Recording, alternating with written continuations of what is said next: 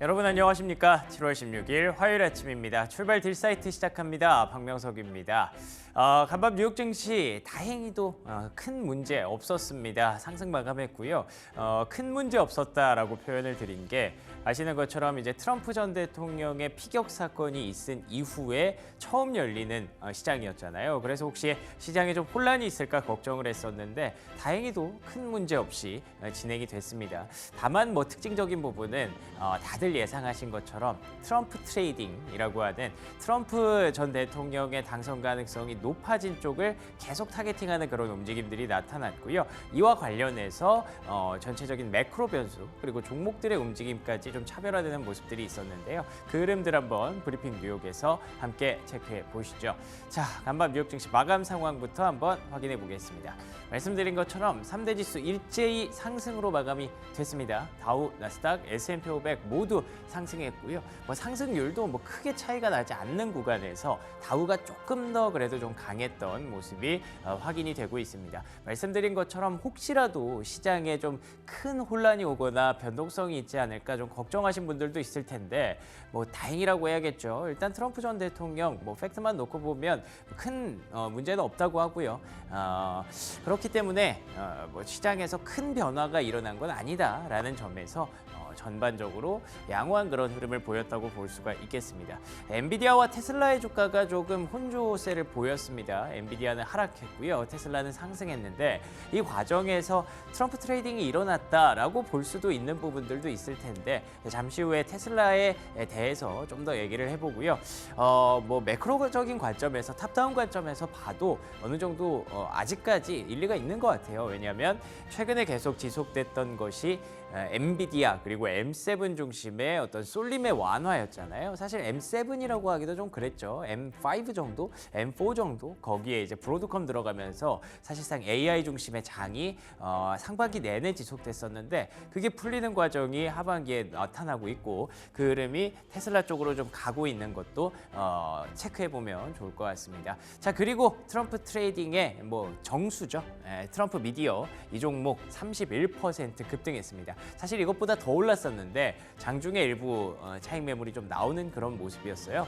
흔히 말하는 정치 테마주잖아요. 이거는 실적이 막 좋아지는 것도 아니고 펀더멘털을 기대하는 것도 아니기 때문에 어떤 변동성이 좀 있을 것으로는 예상을 했습니다만 확실히 좀 변동성이 크더라고요. 미국도 한국도 정치 테마주 하면 변동성은 우리가 좀 감수해야 되는 것 같습니다. 자, 그러면 오늘 시장을 만들었던 체크 포인트들 세 가지 한번 확인해 보시죠. 자, 첫 번째 체크 포인트는요. 트럼프 트레이딩 스타트라고 얘기를 달아봤습니다. 10년물 국채금리부터 볼까요? 10년물 국채금리 어제 소폭 상승했습니다. 사실 1% 상승으로 마감이 됐는데 이거보다 조금 더 올랐었거든요. 그런데 장중에 일부 위에서 좀 내려앉는 그런 모습이 나타나면서 1% 상승으로 마감이 됐고요. 채권 금리는 트럼프 전 대통령이 만약에 재집권하게 된다면 가장 우리가 좀 중요하게 봐야 되는 부분 중에 하나죠. 왜냐하면 트럼프 전 대통령 다들 아시는 것처럼 경제인 출신입니다. 기업가를 운영하는 사람이고요. CEO 출신이에요. 그래서 법인세를 좋아하지 않습니다. 법인세 인하 정책, 전반적으로 감세 정책들을 계속 펼쳐 나가려고 하죠. 그런데 다들 아시는 것처럼 어딘가에서 세금을 내려주면 어딘가는 올려야 되거든요. 그 올리는 부분들을 관세로 충당하겠다, 중국의 관세를 더 크게 매기겠다 이렇게 얘기를 하지만 사실 비중 자체가 좀 차이가 있기 때문에 다른 어딘가에선 조금 흔히 말하는 빵꾸가 날 수도 있습니다. 그렇기 때문에 미국의 재정 적자가 조금 더 심화될 수 있다. 사실 재정 적자가 하루 이틀 일은 아니죠. 맨날 미국은 빚내서 또 쓰고 하는 나라니까. 그렇지만 어찌됐든 지금보다 조금 더 높아질 가능성이 있다라는 점에서 금리가 좀 올라오는 것 같고요. 달러 역시 마찬가지입니다. 트럼프 전 대통령의 가장 중요한 기조 MAGA 아시죠? Make America Great Again. 아메리카가 더 강해져야 된다. 강한 미국을 만들겠다라는 말을 계속하고 있기 때문에 미국의 돈, 달러도 약해서는 안 되죠. 그렇지만 강달러는 사실 증시에 그렇게 크게 도움되는 재료는 아닙니다. 뉴욕 증시 역시 마찬가지고요. 그렇기 때문에 강달러라고 외치면서 속으로는 약달러를 원할 수도 있다라는 게 저번 집권에서도 있었는데 어찌됐든 트럼프 전 대통령의 기조 자체를 얘기를 했을 때 채권 금리와 달러의 강세는 우리가 조금 더 염두에 두고 지켜봐야 되는 것 같습니다. 그렇지만 그렇게 뭐 강하지는 않았어요. 그 강하지 않았다는 점에서 위에서 누르는 힘도 좀 있는 것 같은데 그게 아마 금리 인하에 대한 기대감이겠죠. 최근에 계속 금리가 내려온 것도 금리 인하에 대한 기대감이기 때문에 그게 조금 내려오다가 어느 정도 바닥권에서 좀 멈췄다라고 볼 수도 있는 부분이라서 위에서 내리는 금리 인하에 대한 기대감, 아래에서 올리는 트럼프 트레이딩에 대한 기대감, 요게 과연 누가 이기는지, 시장이 금리를 더 보고 있는지 트럼프를 더 보고 있는지 이게 앞으로 좀 중요한 관전 포인트가 될 것 같습니다. 자, 다음 장 넘겨주실까요? 이와 관련해서 그래도 트럼프 트레이딩이라고 얘기하는 이유 중에 하나가 비트코인입니다. 비트코인의 강세가 좀 지속되고 있고요. 최근에 1차 TV 토론이 하고 나서 그때부터 비트코인이 상승세를 좀 보였죠. 근데 1차 토론하고 나서는 사실 기조가 뭐 트럼프가 될 것 같아라고 하기보다는 와, 큰일 났다. 이거 진짜 트럼프 바이든 중에 도대체 누굴 골라야 되냐 이런 문제였거든요. 그래서 이제 둘 다 여전히 불호였다는 점에서 바이든 대통령의 어떤 대체 후보가 나올 경우에는 오히려 이 비트코인 더 눌릴 수도 있다는 점에서 들쑥날쑥했거든요. 그런데 최근에 보시면 그냥 연일 상승 랠리입니다. 이제는 시장에서 보는 게 바이든 대신에 누가 나와도 사실 이 트럼프 전 대통령의 이 사진으로 인해서 강한 미국, 강한 대통령의 이미지를 좀 보여줬기 때문에 지금은 일단 뭐 4개월 남았지만 지금은 트럼프 전 대통령의 가능성이 굉장히 높아진 게 이 비트코인 가격의 상승세로 확인이 되고 있는 것 같습니다. 자, 그러면 다음 체크 포인트 한번 확인해 볼까요? 두 번째 체크 포인트는 또 하나의 가장 큰 이슈죠. 파월 연준 의장도 또 한마디를 했습니다. 이번에 굉장히 좀 뭐랄까요, 전향적인 발언이라고 해야 될까요? 기다리지 않는다라고 얘기를 했어요. 어떤 부분을 2%라는 그동안 주구장창 외쳐왔던 인플레이션 목표치까지 기다릴 생각이 없다라고 완벽하게 좀 얘기를 했습니다. 사실 조금 저는 깜짝 놀랐어요. 그래도 어쨌든 돌려 말하던 파월 의장이었는데 이제는 뭔가 다 나버린 그런 느낌이에요. 근데 여기서 근거로 얘기하는 게 2%까지 가고 있는 과정이고 이미 2%를 본 후에 금리 인하를 하면 그건 늦다는 거죠. 왜냐하면 그때까지 계속 지금 금리 고금리 여파가 지속되고 있는 거고 2%까지 가면 어차피 더 그 영향을 받아서 떨어질 텐데 나중에 사후에 이걸 사후약 처방을 하게 되면 그거는 뭐 진짜로 뭐 경기 둔화가 올 수도 있기 때문에 우리가 미리 조금씩 잡아가야 된다. 미국의 경기가 아래쪽으로 향하게 하면 안 된다라는 입장을 폈는데 사실 시장에서 그렇게 지금까지 얘기했던 건데 이제서야 그 얘기를 하니까 조금 아쉽기는 하죠. 어찌됐든 뭐 지금 7월인데 지금 또 얘기를 했다는 건 7월 금리 인하 가능성이 그렇게 높지는 않은 것 같고요. 다음 장 넘겨주시면 아무래도 9월 금리 인하에 대한 기대감은 우리가 이제는 확신으로 가져가도 될 것 같습니다. CME 페드워치 오랜만에 또 들어가 봤는데요. 7월 금리 동결 가능성이 현재 91%, 그리고 9월 금리 인하 가능성이 89.4%, 9월에 50bp, 25bp가 아니라 50bp 인하할 수도 있다가 10%거든요. 그리고 중요한 건 보시는 것처럼 9월에도 지금 현재 금리가 유지될 거라고 생각하는 사람이 0명입니다. 0.0%. 그렇기 때문에 지금부터 이제 우리가 금리 인하에 대한 기대감은 확신으로 좀 바꿔도 될 것 같습니다. 여기서 중요한 건 저는 하반기에 대한 어떤 메시지인 것 같아요. 하반기 우리가 그렇게 예상은 했었죠. 가장 중요한 이벤트 두 가지를 꼽자면 대선 그리고 금리 인하다. 그 흐름이 이번 달에 조금 더 본격적으로 확인이 되고 있는 그런 구간이라고 봐야 될 것 같습니다. 자, 그러면 다음 체크 포인트, 마지막 체크 포인트 한번 볼까요? 마지막 흐름은 중소형주의 랠리입니다. 제가 최근에 스몰캡에 대해서 좀 얘기를 드렸었는데 금리 인하에 대한 기대감이 점점 확신으로 바뀌는 과정에서 스몰캡 지수, 이제 러셀 2000이죠. 러셀 2000이 연일 랠리를 달리고 있었죠. 간밤에도 사실 앞서 보셨던 것처럼 3대 지수 1% 미만의 상승세였거든요. 그런데 러셀 2000은 2% 넘게 급등을 했고요. 러셀 2000과 굉장히 유사한 종목 ETF가 하나 더 있습니다. 이게 리저널 뱅크, 그러니까 지역은행 ETF죠. 중소형 은행 ETF가 이렇게 급등을 하고 있습니다. 거의 비슷하게 생겼죠. 그렇기 때문에 최근에 중소형주 랠리에 대해서 계속해서 좀 주목을 하고 있고 나 중소형주 신경 안 썼는데 하시는 분들이 혹시라도 나 중소형주 지금 담아야 될까? 대형주 팔아야 될까? 이런 생각을 하실 것 같은데 다음 장 넘겨주시면 모건 스탠리에서 어느 정도 답을 줬습니다. 모건 스탠리가 나 여전히 라지캡, 그러니까 대형주에 대해서 불리시한 관점 유지하고 있고 그리고 또 중소형주 놓치지는 말아야 될 것 같아. 그러니까 둘 다 좀 가져가야 될 것 같다는 좀 그런 입장을 보여주고 있기 때문에 여러분들이 혹시 좀 많이 고민이 되신다면 어느 정도는 나 너무 대형주 위주였다면 이게 중소형주가 앞으로 좀 지속될 가능성이 높다고 하더라고요. 여기저기에서 도이체방크에서도 그런 얘기를 하고 있으니까 이번 실적 시즌만큼은 중소형주 한 번 더 관심 가져보시는 것도 좋을 것 같습니다. 자, 그러면 특징주로 넘어가 볼까요? 첫 번째 특징주는요.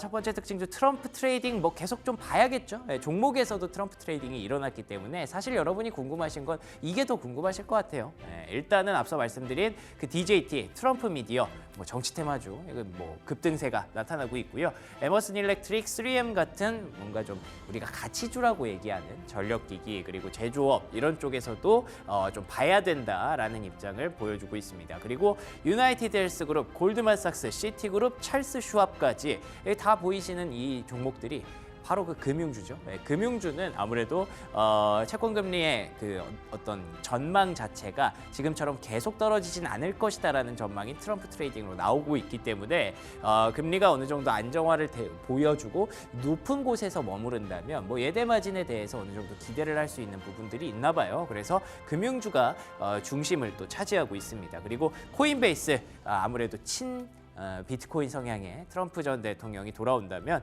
코인베이스의 주가 역시 주목할 만하고요. 할리버튼, 휴마나 역시 마찬가지입니다. 휴메나도 유나이티드 헬스그룹과 같은 그런 맥락에서 보시면 될 것 같고 할리버튼은 에너지, 트럼프 전 대통령은 신재생 에너지 별로 안 좋아합니다. 예, 그렇기 때문에 할리버튼도 관심 있게 보시면 좋을 것 같은데 다음 장 넘겨주시면 조금 개인적으로 특징적인 신기한 특징주들이 몇 개 있어서 한번 가져와 봤습니다. 스미스 앤 웨슨 이거 혹시 여러분 들어보셨나요? 저는 그 타짜에서 대사로만 들어봤던 그 기억이 나는데 총 만드는 회사잖아요. 이번에 아무래도 총격 사태가 있었기 때문에 이에 대해서 미국은 참 살기 힘든 나라인 것 같아요. 그렇죠? 그래서 총을 좀 가지고 있어야 되나 싶나 봐요. 스미스 앤 웨슨이 급등을 했었고요. 테슬라가 급등을 했습니다. 테슬라가 최근에 강한 트럼프를 보고 나 지지한다. 일론 머스크 CEO가 그런 얘기를 했잖아요. 그래서 약간 좀 맞춰가는 건지 모르겠어요. 트럼프 전 대통령은 전기차 별로 안 좋아하는 걸로 알고 있는데 어쨌든 테슬라도 언급이 계속 되고 있더라고요. 사실 알고 보니까 트럼프 텃밭에 전기차 공장들이 꽤 있대요. 그래서 아마도 전기차는 버리지 못할 것이라는 그런 전망도 나오고 있고요.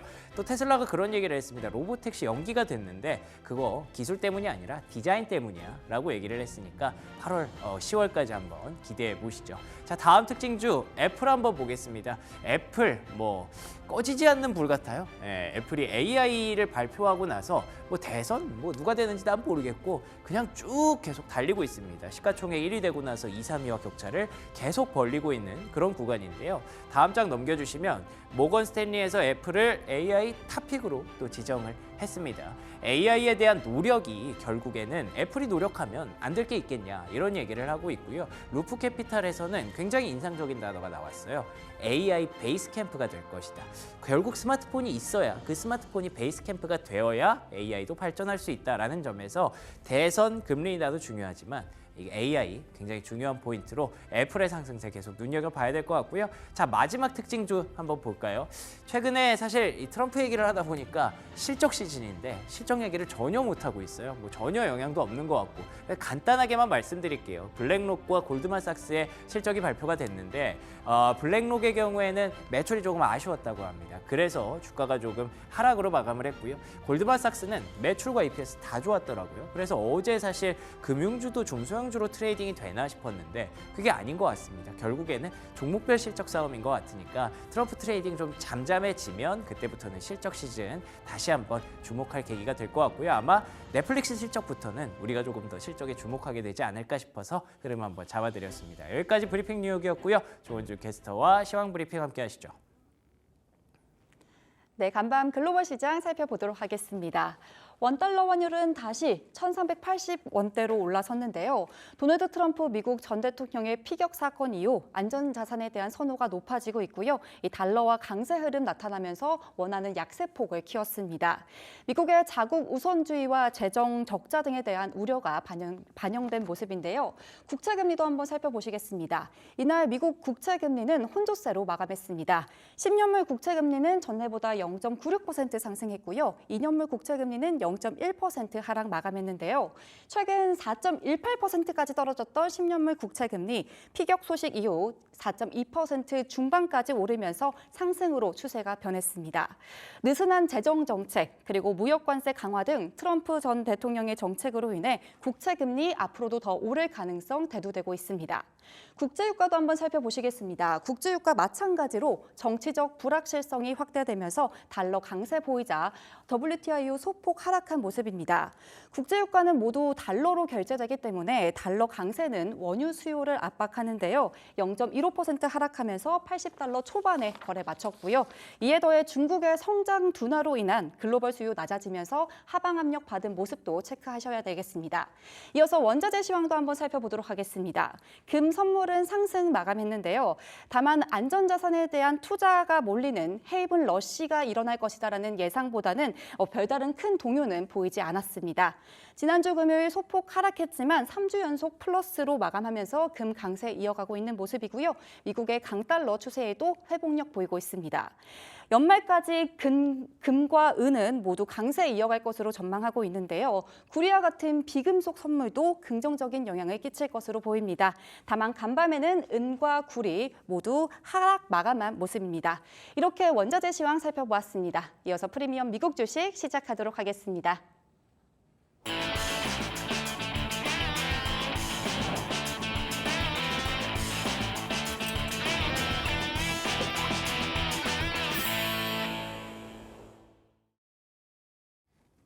네, 글로벌 증시 마감 상황 정리해보고요. 국내 증시 전망까지 이어갑니다. 프리미엄 미국 주식 오늘은 그레너리 투자자문 이완수 대표 나오셨습니다. 안녕하십니까? 네, 안녕하십니까? 네, 안녕하십니까?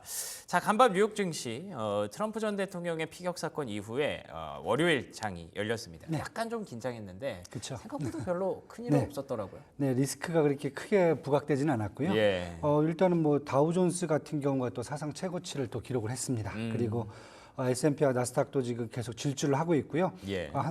호재가 한 3개가 겹친 것 같아요. 첫 번째는 지난주 이제 파월 의장 발언과 6월 CPI 둔화에 따른 기준금리 인하 가능성이 높아지면서 네. 관련 수혜주들의 이제 상승이 좀 있었고요.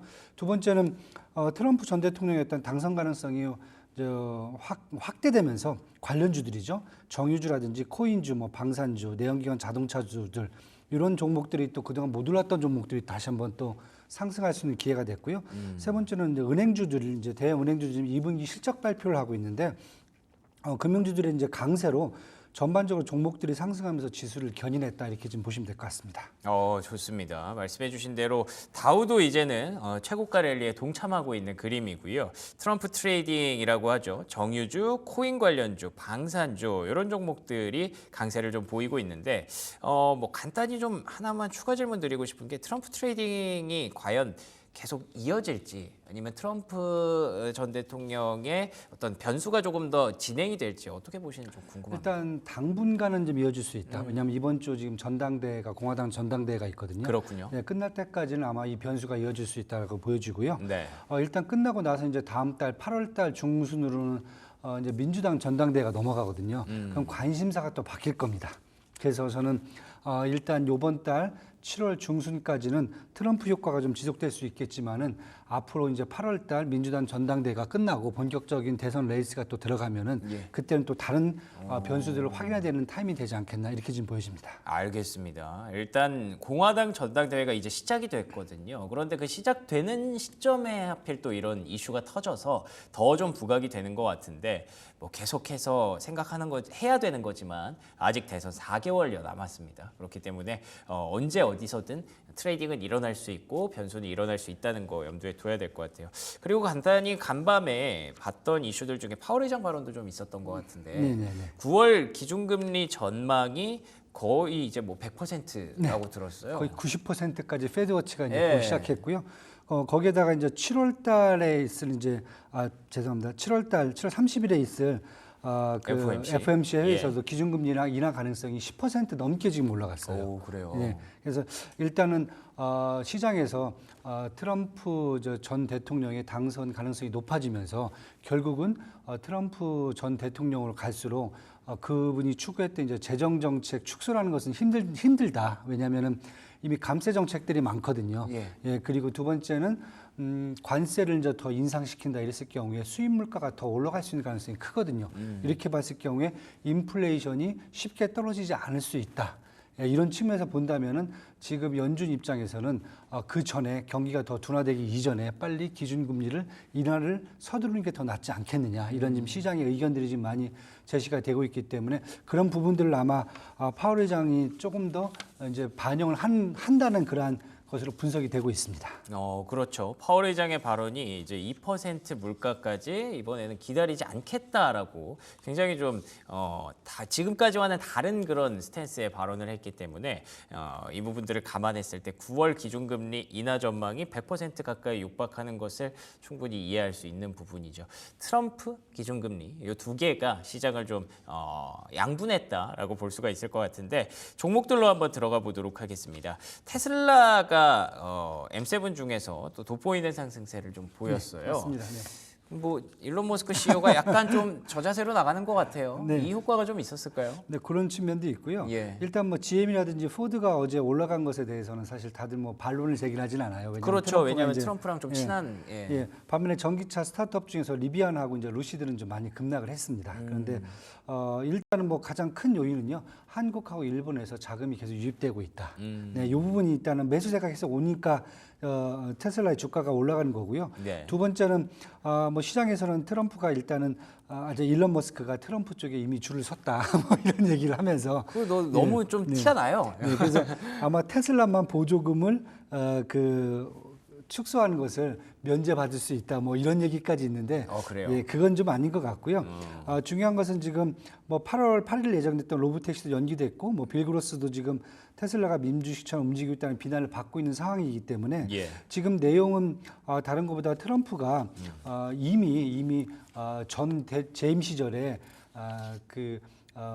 환경 관련돼 갖고 기후 협약을 탈퇴했다가 그랬죠. 사실 미국의 전반적인 친환경 산업 자체죠. 전기차뿐만 아니라 신재생 에너지 산업들이 다 퇴보를 했어요.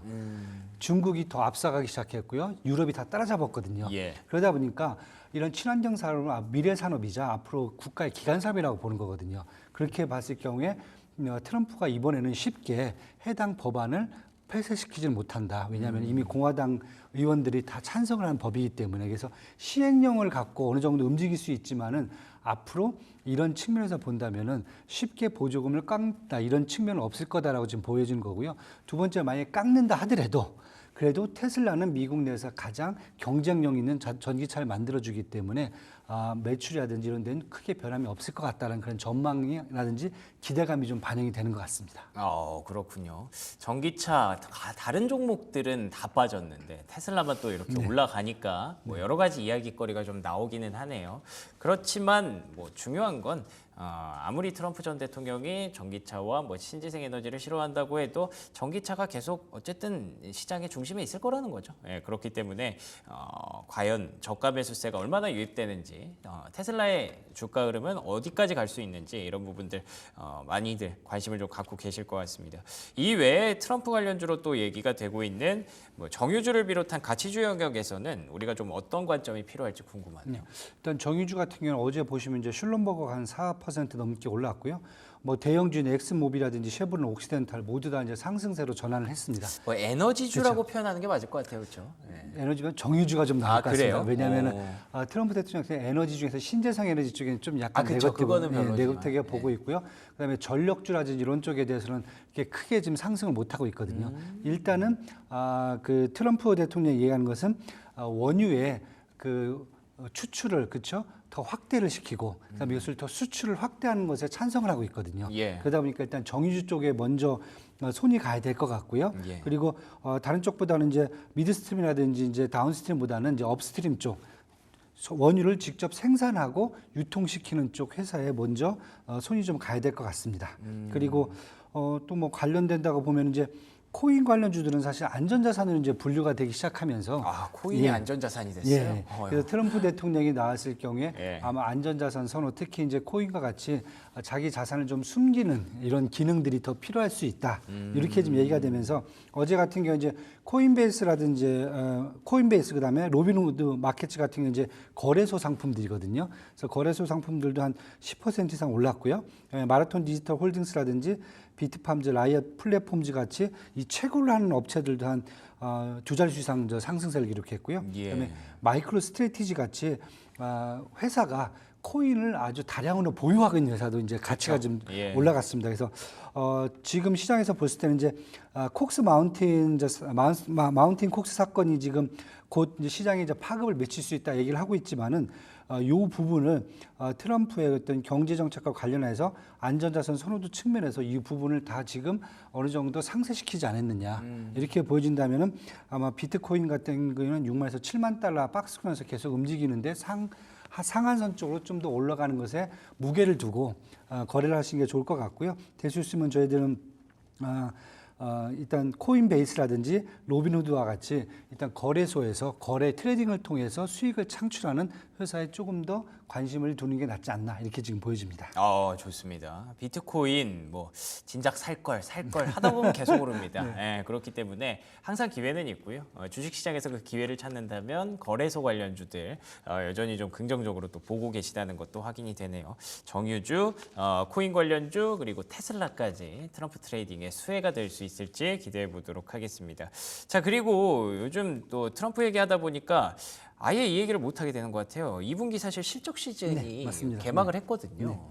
혹시 최근에 금융주들 흐름 좀 어떻게 보고 계신지 궁금하네요. 일단 분위기는 금융주도 트럼프 수혜주가 될 수가 있다. 그렇죠. 이렇게 지금 분석이 돼가는 것 같습니다. 예. 일단 지난주 12일 날 JP모건하고 웰스파고 그다음에 시티그룹이 발표를 했어요. 모두 시장 전망치를 윗돌았고요. 특히 JP모건 같은 경우는 사실 CEO인 제이미 다이먼 같은 경우가 항상 네거티브 하시거든요. 네, 그렇죠. 통화 긴축 정책에 대한 전망을 계속하면서 시장에 그 네거티브에 접근했으나 JP모건이 2분기 매출이 1분기에 비해서 20% 이상이 상승을 했습니다. 그리고 2023년 1분기, 2분기 때 있었던 크레딧 스위스 부도 사건에서 그 영업이 축소됐었거든요. 그 부분들을 모두 다 회복하는 그런 수준까지 올라왔습니다. 그래서 어제 나왔던 이제 골드만삭스와 블랙록도 실적 발표에서 일단 골드만삭스 같은 경우도 매출이 전분기 대비 3% 이상 증가하면서 오늘 이슬이죠. 오늘 이슬이 이제 뱅크 오브 아메리카라든지 모건 스탠리, 찰스 스왑, PNC 파이낸셜 같은 이런 대형 금융주들 위주로 아마 순이익 증가를 지금 예상을 좀 하고 있고요. 예. 뭐 그 기저에는 고금리가 계속 유지가 되면서 넷 인트레스트 마진, 순 마진 이익이 계속 지금 증가했다는 부분이 가장 중요한 것 같고요. 그 다음에 전망치죠. 앞으로 전망치에 대해서는 트럼프 이제 대선 주자가 당선될 경우에 인플레이션이 더 높아질 수 있다. 아까 말씀드린 요인들이 있잖아요. 예. 이랬을 경우에 금리 인하가 사실상 어렵다고 시장이 판단하는 것 같아요. 이럴 경우를 대비해서 아마 트럼프 수혜주로 그 금융주도 좀 봐야 되지 않겠느냐. 그래서 오늘 같은 경우에 이제 다우존스가 사실은 사상 최고치를 기록했잖아요. 그 기저에는 정유주하고 금융주들이 사실 다우존스의 가장 큰 비중을 차지하거든요. 그렇군요. 예, 그 부분들이 또 시장을 끌고 올라가고 있다. 이렇게 좀 보시면 될 것 같습니다. 알겠습니다. 금융주도 트럼프 트레이딩의 수혜가 될 수 있다라는 관점 역시 유지하고 계시는군요. 감세 정책으로 인해서 재정 적자가 조금 더 심화될 가능성, 그리고 이제 무역 분쟁으로 인해서 인플레이션이 조금 더 심화될 가능성. 그렇게 되면 연준도 지금처럼 금리를 인하를 자연스럽게 자유롭게 얘기하지는 못하겠죠. 그런 부분들 감안한다면 고금리로 인해서 금융주도 계속 우리가 좀 봐야 되는 측면이 있는 것 같습니다. 간단하게 중국 얘기 한번 해볼까요? 어제 중국의 실물 지표가 좀 발표가 됐고요. 그리고 제가 알기로 이제 삼중전회라고 하는 굉장히 좀 중요한 행사가 좀 열린다고 들었어요. 그래서 어제 두 개가 같이 연결이 된 것 같아요. 어제 이제 중국이 2분기 GDP 성장률이 이제 발표가 됐어요. 계속 지금 미국하고 유럽하고 유럽연합하고 지금 이제 무역 갈등이 지금 심화되고 있는 상황이거든요. 그런데 전년 대비로 해서 4.7% 증가한 것으로 나타났어요. 이것은 이제 1분기에는 5.3%가 나왔고 시장 전망치는 5.1% 성장을 예상을 했는데 이것이 크게 밑돌았습니다. 그래서 이렇게 됐을 경우에 내수 부진이라든지 지금 부동산 침체, 그다음 지방 채무 부담 등이 종합적으로 작용한 결과로 지금 보여집니다. 여기에 추가적으로 어제 같은 경우 이제 6월달 소매 판매하고 산업 생산이 같이 발표가 됐는데 소매 판매 같은 경우는 전년 대비 2.0% 6월달에 이제 증가가 했거든요. 예. 이건 시장 전망치보다 많이 둔화가 됐습니다. 반면에 산업 생산은 전년 대비해서 한 5.3% 증가하면서 시장 전망치를 크게 웃돌았어요. 소비는 안 좋고 그쵸. 그래도 생산은 괜찮았네요. 그러니까 결국 이제 경제 성장률도 똑같이 반영이 된 거죠. 예. 그러니까 앞으로 소비 이 부분이 지금 중국의 가장 큰 문제점으로 적용이 그렇죠. 될 수가 있다. 네. 이렇게 됐을 경우는 이제 오늘 이제 3중전 회의가 이제 어제부터 시작이 됐어요. 이미요. 이제 4일간 지금 시작이 되는데 그 3중전 회의의 이제 의미를 보신다면은 사실 공산당은 5년 주기로 이제 전국 대회를 개최를 하고 임기를 유지하거든요. 그래서 지금 현재가 20차 전국 대표 대회입니다. 그런데 이게 2022년 10월부터 2027년 10월까지 유지가 되는데 그 5년 동안에 7번의 중전 회의를 거치게 됩니다. 이번이 세 번째입니다. 그러다 보니까 세 번째는 주로 시작한 정책에 대한 중간 평가를 하면서 방향을 추가로 설정하는 그러한 의미를 갖거든요. 그래서 지금 이제 나오고 있는 게 경제적으로 본다면 시진핑 주석이 지금 지속적으로 강조한 그 첨단 산업주의 신경제에 대한 추가적인 부양책 예상이 될 것 같고요. 예. 그 다음에 그동안 지금 경기 상승에 이제 발목을 잡고 있는 부동산과 지방 정부의 부채, 그 다음에 소비 확대에 대한 부분들이 아마 대책이 발표되지 않겠느냐. 요 기대감이 지금 커집니다. 그래서 1분기, 2분기 합쳐서 상반기에는 한 5% 정도의 경제 성장률이 나왔습니다. 이것은 이제 그 공산당이 추구했던 딱 그런 목표까지는 됐거든요. 그런데 초과 목표를 하반기에 달성하기 위해서는 아마 이번 중전 회의에서 추가적인 부양책뿐만 아니라 전반적인 정책이 나오지 않으면은 쉽지 않을 거다라는 이제 그런 시장의 지금 전망이 있는 상태입니다. 알겠습니다. 중국 사실 요즘에 많이들 기대를 좀 많이 내려놓으셨을 텐데 그래도 소비와 생산이 좀 엇갈리는 과정에서 우리가 투자 포인트를 여러 가지 좀 발견을 할 수 있을 것 같아요. 최근에 중국 소비주 꾸준히 좀 얘기를 해주셨기 때문에 이와 관련해서 중국 이슈가 나올 때마다 저희가 한번 체크업하고 팔로우해 드리도록 하겠습니다. 자, 그러면 오늘 국내 증시 전망 한번 정리해 봐야 될 것 같아요. 어떤 전략 가져가면 좋을까요? 일단 이제 국내도 미국과 이제 동조화를 저희가 전망을 하고 있는데 예. 일단 기준금리 부분에서는 일단 동조화는 쉽지 않을 것 같다.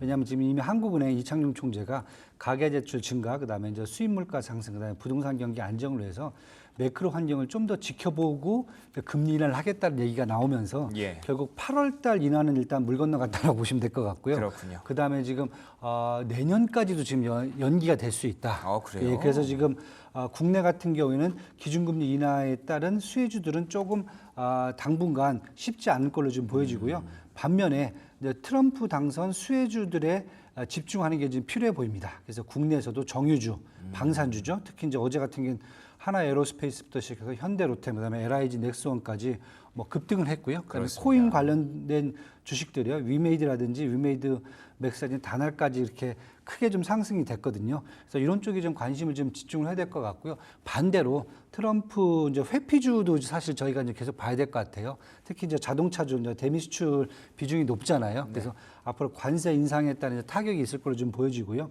2차 전지 관련주라든지 해외 건설주 등도 아마 당분간 좀 수익 실현을 통해서 현금화로 전환하면서 리스크를 좀 회피하는 전략도 같이 가져야 되지 않겠느냐. 네, 이렇게 지금 보여집니다. 그래서 마지막으로 이제 환율이 계속 지금 강세로 달러가 강세로 가면서 원달러 환율이 계속 높게 유지가 되고 있거든요. 예. 그래서 관련돼 갖고 조선주라든지 해운 운송주, 그다음에 중국 소비 수혜주는 당분간 보유를 유지하는 게 좋아 보입니다. 알겠습니다. 미국에서는 제가 말씀드린 대로 트럼프 트레이딩과 금리 인하 수혜주에 대한 기대감이 두 가지가 겹쳐서 나타났는데 국내에서는 사실 금리 인하에 대한 기대치가 조금 더 밀리면서 트럼프 트레이딩이 조금 더 효과적으로 나타날 가능성이 높아 보인다고 정리해 주셨네요. 그렇지만 그 회피주 안에서도 트럼프가 오히려 악재가 될 수 있는 그런 종목들 안에서도 우리가 수출주에 대해서는 계속 좀 꾸준히 달러 강세로 인한 긍정적인 효과를 기대해 볼 수 있기 때문에 그런 틈새 전략 가져가시는 것도 필요할 것 같습니다. 지금까지 그레너리 투자자문 이원수 대표와 함께했습니다. 오늘 좋은 말씀 고맙습니다. 네, 감사합니다. 네, 이어서 국내 증시 전망 들어보도록 하겠습니다. 브리핑 서울 최인 앵커와 함께하시죠.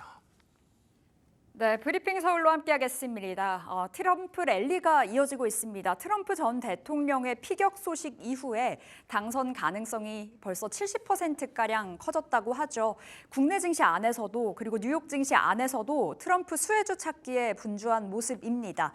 간밤에 뉴욕 증시 3대 지수가 모두 다 올랐고요. 어제 다우지수 4만 선을 돌파했었는데 오늘도 추가적으로 올라서면서 또 한 번의 사상 최고치를 갈아치우기도 했습니다. 특히나 러셀 2000 지수가 최근에 오름세가 뚜렷한데요. 간밤에도 2%가 넘게 올라서 그 말즉슨 이제 대형주에서 중소형주로 온기가 번지고 있다로 좀 해석을 해볼 수 있을 것 같습니다. 국내 증시 안에서도 힌트를 잡아보도록 하겠고 앞서서 프리미엄 뉴욕 주식, 미국 주식에서도 다뤘었지만 파월 연준 의장의 인플레 관련해서 좀 발언이 우호적이었습니다.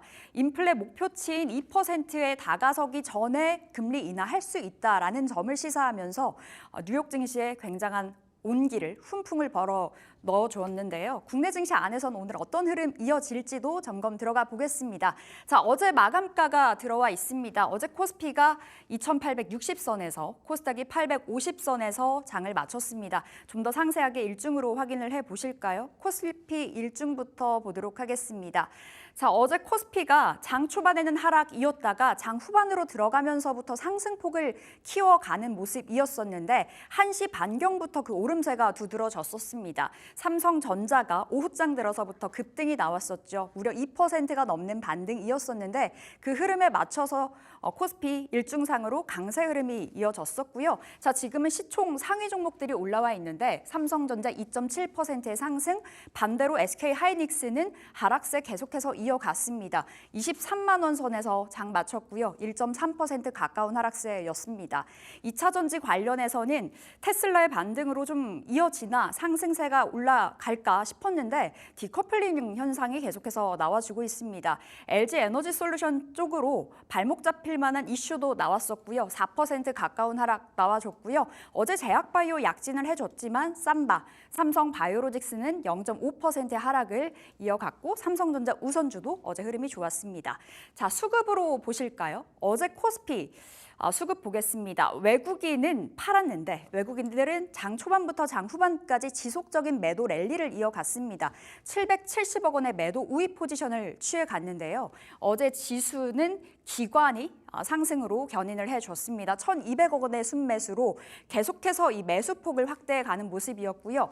연기금 중심으로 물량을 사들이는 모습이었습니다. 어제 외국인들이 팔았습니다만 건설과 운수장비 그리고 음식료 쪽으로는 매수 우위 포지션 보여줬다는 점 체크를 해보시면 좋을 것 같고요. 자, 코스닥의 매매 동향도 살펴보실까요? 코스닥은 코스피와는 반대로 움직였습니다. 외국인들의 사자 우위 1,000억 원이 넘는 매수 보여줬고요. 반대로 기관 쪽에서 매도 압박이 거셉니다. 어제까지 10거래일 연속의 매도 랠리 보여주면서 160억 원의 매도, 어제 개인도 동반 매도 이어가는 모습이었습니다. 자, 이렇게 어제 마감 시황 정리해봤고요. 좀 더 자세하게 조은중 캐스터와 함께하겠습니다. 어제 국내 증시 수급 어디로 향했을까요? 외국인과 기관이 코스피에서 가장 많이 사들였던 종목 위주로 하나씩 살펴보도록 하겠습니다. 먼저 외국인 현대로템 가장 많이 사들였습니다. 지난 주말에 있던 피격 사건 이후 트럼프 당선 가능성이 높아졌다는 관측 나오면서 이 국내 증시에서 방위산업 관련주가 급등했었죠. 국내 방산 기업들이 확보할 수 있는 이 수출 물량이 늘어난다는 시나리오에 따라서 현대로템, 외국인과 기관이 모두 순매수하면서 어제 7.5% 상승했습니다.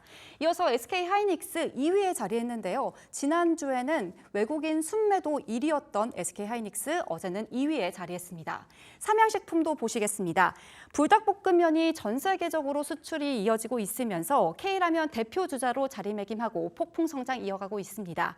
1분기에 어닝 서프라이즈 보였는데 다가올 2분기 역시 호실적이 예상되면서 주가가 고공행진할 것이다라는 전망 나오고 있고요. 네 번째로 많이 사들였던 LIG 넥스원 보시면요. 앞서 현대로템과 마찬가지로 방산 대표주로 외국인 수급 들어오면서 어제 신고가도 경신했습니다. 이에 더해 LIG 넥스원 지난 10일 미국 하와이에 있었던 FCT 최종 시험 발사에서 6발 모두 명중했다는 소식 어제 전해졌는데요. 이번 FCT 통과로 인해서 미국 방산시장 수출 한 발짝 더 다가섰다라는 전망 나오고 있습니다. 마지막으로 5위에 위치한 LG전자 보시겠습니다. 지난 6월부터 이 막혀있던 박스권 나오면서 조금씩 상승세 보이고 있는데요.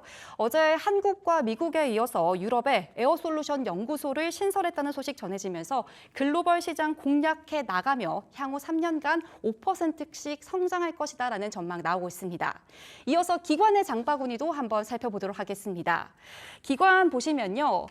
삼성전자 어제 3% 가까이 상승하면서 86,700원에 거래 마쳤습니다.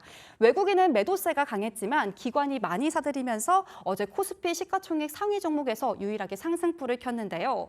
두산마켓도 한번 보시면요. 두산 지배구조 개편안에 주가가 들썩이고 있죠. 두산 에너빌리티 산하에 있던 두산 밥켓을 떼어내서 두산 로보틱스에 100% 자회사로 넘기겠다는 게 이번 재편의 핵심인데요. 밥캡 주주들 하루빨리 주식 정리해야 한다라는 전망 나오면서 어제 10% 넘게 급락했지만 기관 순매수 2위에 자리하고 있습니다. 하나 에어로스페이스도 마찬가지로 트럼프 수혜주, 방산주로 하나로서 강세 보였고요. 삼성전자 우선주 기관 4위에 이렇게 위치하고 있습니다. 현대로템도 마찬가지로 외국인과 함께 기관이 사들이면서 이렇게 5위에 자리하고 있습니다. 이렇게 외국인과 기관의 순매수 모습 살펴보았습니다. 이어서 궁금한 종목 Y에서 더 자세한 소식 함께 하시죠. 네, 간밤에 뉴욕 증시가 정말 좋았었기 때문에 오늘 국내 증시 기대해 보면서 시장 바라볼 수 있을까요? 전략 세워보겠습니다. 주식회사 플래처 김덕호 대표 함께 할게요. 어서 오세요. 반갑습니다. 네, 대표님 오늘 시장 어떻게 전망하고 계세요? 일단 뭐 오늘 시장 자체는 뭐 큰 여파는 없을 거라고 봅니다. 오히려 그러니까 지금 뭐 미국 증시도 지금 사실상 트럼프 대표님 조금만 대통령 안으로 들어와 주세요. 뭐 네. 트럼프 대통령 피격 사건 이후에 이제 본격적으로 뭐 트럼프 대통령 지지율이 올랐다, 네. 전 대통령 지지가 올랐다 이런 얘기들은 굉장히 많이 나오고 있습니다만은 여기에서 이제 너무 크게 동의하실 필요는 없다라고 저는 좀 말씀드리고 싶고요. 뭐 대선 관련 테마도 아직까지는 뭐 11월까지는 뭐 기간이 충분히 있기 때문에 우리가 주목해야 될 부분들은 결국 이제 2분기 실적에 대한 근거를 접근을 하는 게 가장 좀 합리적이다라고 판단을 하고 있습니다. 오히려 트럼프 수혜주 찾기보다는 지금 2분기 실적에 발맞춰서 실적주 찾는 게 좀 더 유리하다. 이렇게 보면 되는 건가요? 네, 그렇죠. 뭐 당장 뭐 지금은 이슈 자체는 뭐 워낙 지금 이벤트가 사실 없다 보니까 뭐 이제 트럼프 관련주들이 좀 급등급락을 좀 반복하는 양상으로 네. 좀 보여지고 있는데 오히려 우리가 장기적인 호흡을 본다라고 하면 우리가 아리백 정책들도 굉장히 많이 있고 탈탄소화 부분들도 우리가 긍정적으로 볼 수 있기 때문에 뭐 신재생 에너지 같은 경우에는 상대적으로 바이든에 대한 어떤 입김이 셌다라는 부분들은 있지만 우리가 장기 지속성을 본다라고 하면은 여전히 사업의 육성 자체는 큰 여파는 없을 것으로 보여집니다. 그래서 오히려 저는 이번 2분기 실적 발표 이후에 대한 기대감 등락폭은 또 다시 한번 뭐 바이든 대통령이 뭔가 이제 좀 새로운 발의를 낸다든가 아니면 뭐 민주당 측에서 뭐 강력한 후보를 또 신인 후보를 또 발탁해낸다든가 이런 이슈들은 또 얼마든지 변경이 될 수 있기 때문에 예. 너무 조급하게 뭐 당황하지 말자라고 좀 말씀드리고 싶습니다. 너무 일희일비하지 말자로 좀 해석을 해보도록 하겠습니다. 그럼 오늘 좀 핫한 이슈들 정리를 해봤는데 두 가지 꼽아봤습니다. 첫 번째로는 반도체인데요. 반도체가 이제 트럼프 수혜주가 뜨다 보니 그런 걸까요? 좀 잠잠한 모습을 보여주고 있는데 물론 어제 삼성전자가 장 후반으로 들어가면서부터 좀 급반등이 나와서 이거 어떻게 해석을 해봐야 될까 싶기도 하고요. 오히려 지금 반도체 쉴 때가 또 한 번의 매수의 기회가 왔다고 보시는지 대표님 어떻게 보세요? 뭐 사실 반도체 종목 같은 경우에는 저희가 뭐 놓칠 수는 없겠죠. 근데 이제 문제는 뭐냐면은 그동안 우리가 반도체 쪽을 항상 주목을 해보면은 여러 가지 이제 차별화가 좀 굉장히 컸습니다. 그러니까 뭐 시스템 반도체 설계 쪽 같은 경우에도 팹리스 같은 경우는 오히려 이제 작년 같은 게 좀 훈풍이 불다가 네. 올해 조금 조정이 많이 나왔었고요. 검사 장비 쪽 같은 경우에도 여전히 조정이 좀 많이 나오고 있습니다. 그러니까 지금은 당장 이제 생산 쪽에서 좀 집중이 돼 있는데 대표주들 중심으로 이제 많이 움직이고 있다라고 보시면 될 것 같고요. 뭐 여기에 이제 HBM을 빼놓을 수가 없겠죠. 사실 지금 시장에서도 워낙 이제 엔비디아의 폭주가 지금 이어지고 있다라고 좀 말씀드려도 과언은 아닐 텐데 이런 의미에서 봤을 때 지금 반도체 쪽에 좀 잠잠한 종목들을 접근한다. 저는 충분히 의미가 있는 접근이라고 보고 있습니다. 대신 여기서 이제 조심하셔야 될 거는 그동안 이제 우리가 시장에 대해서는 항상 대표 주자가 있었기 때문에 대표 주자를 중심으로 해서 많은 종목들이 좀 따라왔던 게 지난 1분기 그리고 2분기까지 해서의 증시 전황이었습니다. 그러면 올해 하반기 같은 경우에 특히 이제 7월 같은 경우에는 어디에 초점을 둬야 되느냐? 아까 제가 힌트로 잠깐 실적 부분을 좀 보셔야 된다고 말씀을 드렸는데 그동안 우리가 이제 좀 주가 자체가 훼손됐던 종목들이 굉장히 많습니다. 그러니까 실적 자체가 없는 종목이 아닌데도 불구하고 거래가 많이 이제 축소되다 보니까 좀 손바뀜이 많이 빨라지고 그러다 네. 보니까 실질적으로 기업 자체가 좋은 건 다 알고 있다. 근데 주가가 안 간다. 이런 종목들이 지금 다시 이제 불쑥불쑥 올라오고 있다는 거죠. 그런 의미에서 보신다면은 뭐 차트에서도 뭐 굉장히 좋은 종목들이 많이 지금 나오고 있는데 저는 지금도 우리가 반도체 쪽을 버린다? 이거는 말도 안 되는 얘기라고 저는 계속 말씀드리겠습니다. 들고 가야 되죠. 그렇죠. 대신 이제 7월의 전략은 저는 이렇게 봅니다. 그러니까 탄탄한 대형 종목을 그러면 우리가 빨리 팔고 나가겠다. 아, 이거 지금 떨어지고 있으니까 이거 빨리 뭐 손절해야겠다. 이렇게 접근하시기보다는 지금은 오히려 대형 종목들을 그대로 주도주는 홀딩 전략을 취하시되 네. 수익에 대한 어떤 극대화 전략은 중소형주 종약으로 공략을 하셔야 된다라고 저는 좀 판단을 하고 있습니다. 그러니까 큰 줄기로는 대형 반도체를 가져가되 중소형 단에서 이제 수익 극대화를 노려야 된다 말씀 주셨고, 그럼 큰 줄기에서는 어제 삼성전자의 반등으로 다시 한번 삼성 쪽으로 힘이 실리는 거 아닌가라는 생각도 들고요. 지금 뭐 무자르듯 나눠서 봤을 때 이분법적으로는 어떻게 좀 바라보세요? 삼성과 하이닉스요. 사실 어제 반등했다라는 부분보다는 이제 금요일 날 하락한 원인을 아신다면 반등한 부분들도 충분히 해석이 되겠죠. 사실 뉴욕 증시 떨어졌다고 보기에는 좀 너무 큰 부분인가요? 떨어진 이유를 알아야 됩니다. 그러니까 미국 증시가 왜 목요일 날 이제 증시가 떨어졌고 삼성전자가 이제 금요일 날에 왜 하락이 나왔는가, 이 부분들을 두 가지를 잘 보셔야 되는데 여기에서는 의미가 있는 커플링이라고 좀 보셔야 됩니다. 그러니까 최근에 미국과 우리나라가 지금 증시가 디커플링 현상이 굉장히 커지고 있는데 이번 하락 자체에서 의미가 있는 커플링이라고 제가 말씀드리는 원인이 이렇습니다. 뭐 삼성전자를 싸게 살 수 있어서 그렇다, 그건 아닙니다. 대신 이제 긍정적인 커플링이라고 제가 말씀드리는 원인은 지금 미국 증시가 금리 인하에 대해서 베팅을 하면서 투자자들이 그러면 탄력이 높은 것에 더 기대를 하겠다라는 겁니다. 그러니까 네. 퍼포먼스를 보겠다는 입장에서 봤을 때 변동이 더 커지고 있는 거죠. 그러면 우리가 오히려 지금 시장에서 삼성전자나 SK하이닉스에서는 충분히 우리가 하방을 어느 정도 만들 수 있는 기술적인 부분들이 나타나고 있다고 보시면 될 것 같고요. 특히나 이제 CPI가 이제 생각보다 그래도 많이 약화되고 있는 상황이다 보니까 그래서 이제 금리 인하를 할 것이다. 금리 인하가 된다면은 지금 중소형 종목들 같은 경우는 마찬가지로 대출로 인해서 굉장히 상당히 사업에 부담을 갖고 있는데 이 부분이 완화될 것이다라는 부분의 전망을 긍정적으로 평가하고 있는 거죠. 그러다 보니까 우리나라 증시에서도 지난 금요일 날에 코스피는 조금 일부 종목들, 대형 종목들이 많이 하락을 했지만 오히려 코스닥 같은 경우에 상승한 종목들이 굉장히 많았어요. 네. 그러니까 이런 부분들을 좀 커플링을 해석해 보신다면은 삼성전자 금요일 날 이제 어제 같은 경우 이제 상승했던 원인들은 자연스러운 손바뀜니다. 그래서 오히려 이제 중소형 종목들을 오래 가지고 있던 분들이 내가 지금이라도 빨리 내가 대형주로 좀 안정화를 찾고 싶다 하는 주체들은 외국인과 기관들이었겠죠. 그러다 보니까 다시 이제 삼성전자에 매수하는 이런 양상들이 나왔기 때문에 너무 무리하게 걱정하실 필요 없다라고 좀 말씀드리고 싶습니다. 그럼 수익 극대화 차원에서 소부장 아까 봐야 된다 말씀 주셨는데 지금 현 시점에서는 장비 쪽으로 조금 더 포커싱 두세요. 어떻게 그렇죠. 뭐 바라보세요? 당장에서는 뭐 장비 쪽을 뭐 실질적인 실적으로 보면은 뭐 장비 쪽을 볼 수밖에 없을 것 같습니다. 그래서 뭐 소재 쪽도 굉장히 많이 볼 수 있는데 최근에 솔브레인 같은 무거운 종목들도 사실 잘 움직이고 있어요. 그러니까 솔브레인 같은 경우에도 주가가 상승을 탄력을 받기 시작한 것도 그렇게 오래지는 않았습니다. 그러니까 여러 가지 원인들을 좀 살펴본다면은 저는 그래도 만약 장비 쪽을 보신다라고 하면은 저는 좀 긍정적으로 좀 당장은 좀 볼 수 있다라고 좀 말씀드릴 것 같고요. 뭐 아직까지 테스트 쪽이나 이쪽은 조금 후공정이다 보니까 주가가 좀 많이 밀려 있어요. 대표적인 게 어떻게 보면은 뭐 하나마이크론이라든가 두산테스나 네. 그리고 ISC 이런 기업들이 지금 좀 훼손이 많이 돼 있습니다만은 결국은 순서의 문제지. 그러니까 우리가 빨리 취하느냐 늦게 취하느냐 부분들에서는 우리가 공정 라인을 잘 보시면 됩니다. 그래서 당장에는 장비단이 먼저 갈 수밖에 없고 그 다음에 마지막으로 갔을 때가 이제 검사 장비 쪽이나 아니면 테스트 쪽이기 때문에 비중에 대한 부분들을 이제 우리가 조금 장비 쪽을 너무 무리하게 잡으시기보다는 우리가 테스트 쪽도 소액으로는 좀 접근해 볼 수 있다. 이런 네. 식으로 이제 비중을 좀 분산하는 전략이 좀 필요하다고 보고 있습니다. 그럼 현 시점에서 반도체 탑픽을 꼽으라면 큰 종목보다는 작은 종목으로 좀 손을 들어 주실 거예요? 그렇죠. 일단 뭐 여러 가지를 좀 볼 수는 있겠습니다. 제가 그래서 오늘 같은 경우도 좀 충분히 공략이 가능할 만한 기업으로는 뭐 SNS텍 같은 경우는 좀 볼만하겠죠.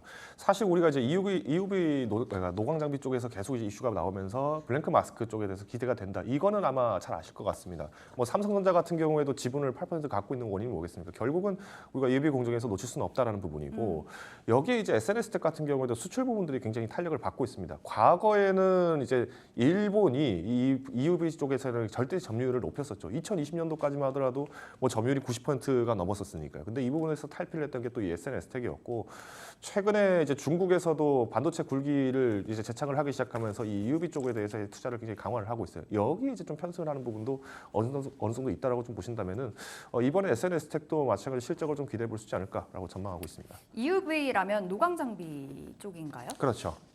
3개월 동안 SNS 택이 한 16%가량 내려갔다고 하는데 가격적인 부분에서의 매력도도 있겠어요.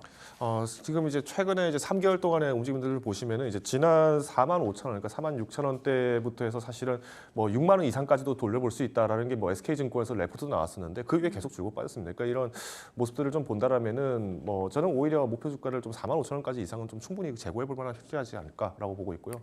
단기적인 접근을 좀 지향하신다라고 하면은 목표 주가를 뭐 44,000원 정도까지로 조금 단계를 좀 축소해서 보시는 게 맞다고 보고 있습니다. 대신 이제 손절 가격 같은 경우에는 뭐 오늘 장중 기준으로 했을 때 어제 이제 종가 기준으로 했을 때는 약 10%가 좀 채 안 되는데 그러니까 오히려 지금 시점에서는 손절을 타이트하게 잡고 뭐 상박을 좀 더 높여봐야 되지 않나라고 판단하고 있습니다. 그러니까 중기로는 목표가가 45,000원인 거고요. 단기로는 44,000원 보면서 손절가 33,000원 지켜봐야 되겠습니다. 자, 이어서 볼게요. 원전과 방산, 어제 정말 핫했던 섹터일 텐데 이제 트럼프 수혜주로 거론이 되고 있고 사실 트럼프 수혜주 아니어도 펀더멘탈 자체적으로 좀 튼튼한 게 아닌가. 모멘텀도 원체 풍부하잖아요. 지금 방산, 원전, 반도체보다 더 갈까? 이렇게 타이트 달려 있는데 어떻게 바라보세요? 반도체보다 더 가기는 쉽지는 않죠. 그러니까 반도체 때문에 우리가 이제 지금 생성 AI로 빌미로 시작을 해서 이제 전력 설비 쪽이 굉장히 증가가 필요하다 이런 얘기가 나왔던 거고.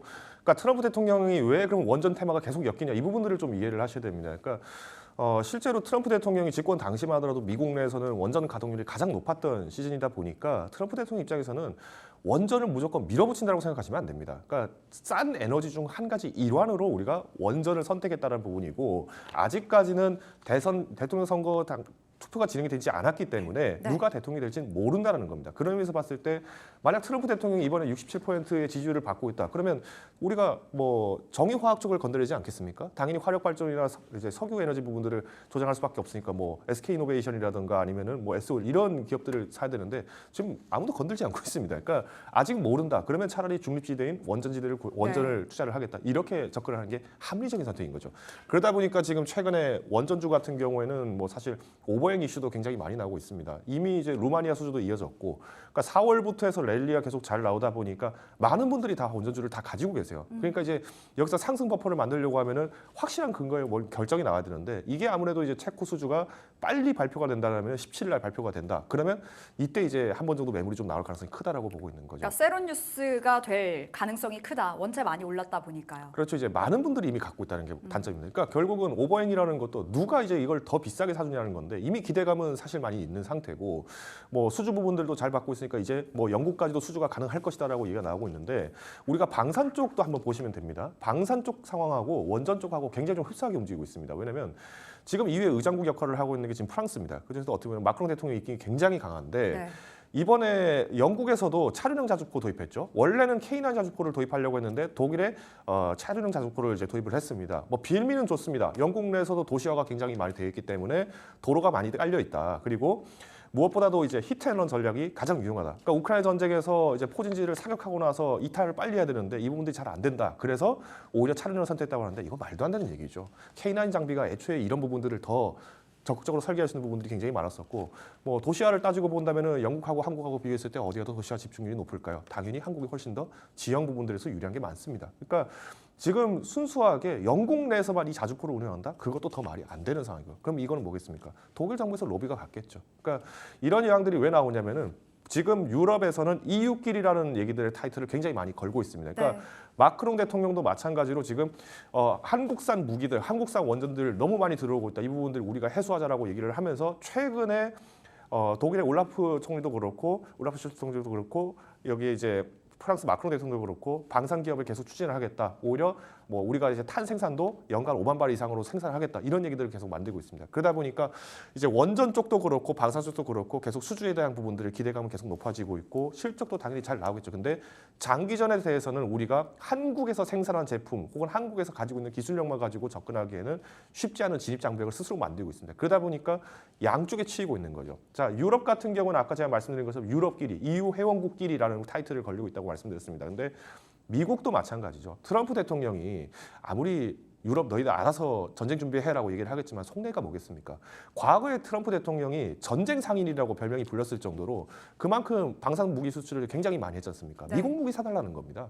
폴란드에 우리가 K2 전차를 팔았지만 원래 폴란드의 전략은 뭐였냐면은 2025년도부터 해서 미국의 에이브람스 전차를 인도할 때까지 긴급 물량이 필요하다 보니까 이 부분들을 한국에 있는 K2 전차로 받겠다 이렇게 접근을 했던 거죠. 그러면 우리가 원전 쪽 같은 경우는 당연히 우리나라에서 그리고 한전 사업이 얼마나 이 부분들 부스팅을 가능하느냐 이게 이제 결국 핵심이라고 볼 수밖에 없고요. 방산 같은 경우는 현지 조달, 현지 생산 능력을 갖고 있는 기업들을 공략을 하시는 게 상대적으로 안전합니다. 그런 의미에서 보면 뭐 한화라든가 현대로테 그리고 뭐 풍산 같은 기업들이 좀 거론이 될 수 있겠죠. 그럼 지금 이 안에서 탑픽이 있을까요? 네. 현 시점에서 접근 가능한? 저는 일단 방산 같은 경우는 풍산을 보고 있습니다. 그러니까 풍산이요? 결국 미국에서 뭐 팔라딘 자주포를 판다라고 하더라도 똑같이 155mm 쓰는 건 마찬가지입니다. 그러면 오히려 탄 규격 같은 경우는 실제로 굉장히 중립지대에 있는 거죠. 그러니까 독일에서도 이번에 아까 제가 말씀드렸습니다. 차륜형 자주포 155mm 있습니다. 나토 규격 155mm 똑같이 쓰고 있습니다. 그러면 여기서 당장 조달이 가능한 나라가 어디 있느냐? 한국에서도 풍산이라는 기업을 보신다면은 저는 이게 에너지에서 우리가 원전 쪽에서 잡았던 것과 동일하게 중립지대를 공략하는 부분이라고 말씀드리고 싶습니다. 그럼 원전주에서는 어떤 종목 바라보세요? 좀 아까도 제가 말씀드렸습니다. 좀 오버행 이슈는 있습니다만은 그래도 두산 에너빌리티가 저는 좀 탑픽으로 좀 말씀드리고 싶고요. 다만 이제 최근에 이제 아직 좀 원선주가 없어서 내가 지금이라도 잡고 싶다. 저는 이미 버스가 출발했는데 이 버스를 타기 위해서 택시를 잡아 타는 어리석은 행동을 하지 않았으면 좋겠습니다. 오히려 체코 수주 발표 이후 혹은 2분기 실적 발표 이후에 접근하시는 게 오히려 오버행 이슈를 좀 완화할 수 있다. 그래서 실적 자체가 뭐 선반영됐기 때문에 주가가 더 날아갈 수 있지 않나요? 맞는 말씀입니다. 근데 그렇다 하더라도 우리가 이 기업 자체의 주가가 더 이상 이제 내려간다든가 기대하기에는 실적 부분들 차라리 수주가 된다면은 더 올라갈 수 있는 가능성들은 얼마든지 있다 말씀드리겠습니다. 그러니까 지금 사라라는 관점은 아니고요. 두산 에너빌리티 원전 내에서 탑픽으로 주셨습니다만 원체 가격적인 부분에서 좀 고가권에 위치해 있기 때문에 좀 부담스러울 수 있다 말씀 주셨고 그럼 목표가는 좀 보수적으로 잡아봐야 되겠네요. 네, 일단 두산 에너빌리티 같은 경우에도 일단 목표 주가는 뭐 24,000원 선을 좀 생각을 하고 있습니다. 그러니까 사실 버퍼로 치면 그래도 15% 정도 좀 더 올려볼 수 있지 않느냐라는 부분들은 긍정적으로 볼 수 있는데 당연히 여기에서는 이번 체코 수주의 결정적인 역할이 필요합니다. 그런 의미에서 좀 말씀드렸을 때는 수주 결과가 좀 나온다든가 아니면은 좀 조정 매물이 나왔을 때, 그러니까 18,000원 선까지 좀 내려온다라면은 충분히 좀 접근이 가능하겠죠. 그러니까 지금 보유하신 분들이라고 하면은 19,000원 선까지의 손절은 한번 판단을 해보셔야 될 것 같습니다. 그러니까 결국 우리가 체코 원전을 뺏긴다면은 그 이후에 대한 시나리오에 대한 실망 매물이 굉장히 많이 나오겠죠. 그러니까 이 부분만 제외를 한다라고 하면은 오히려 다시 한번 접근할 수 있는 거는 오히려 두산 에너빌리티라고 말씀드릴 것 같고요. 특히 이제 가스터빈 쪽 실적도 마찬가지로 잘 되고 있습니다. 그래서 지금은 조금 더 관망을 해보시자라고 요약을 드리겠습니다. 알겠습니다. 여기서 또 맞춰봐야 되겠네요. 오늘 궁금한 종목 Y 주식회사 플래처 김덕호 대표 함께했습니다. 말씀 고맙습니다.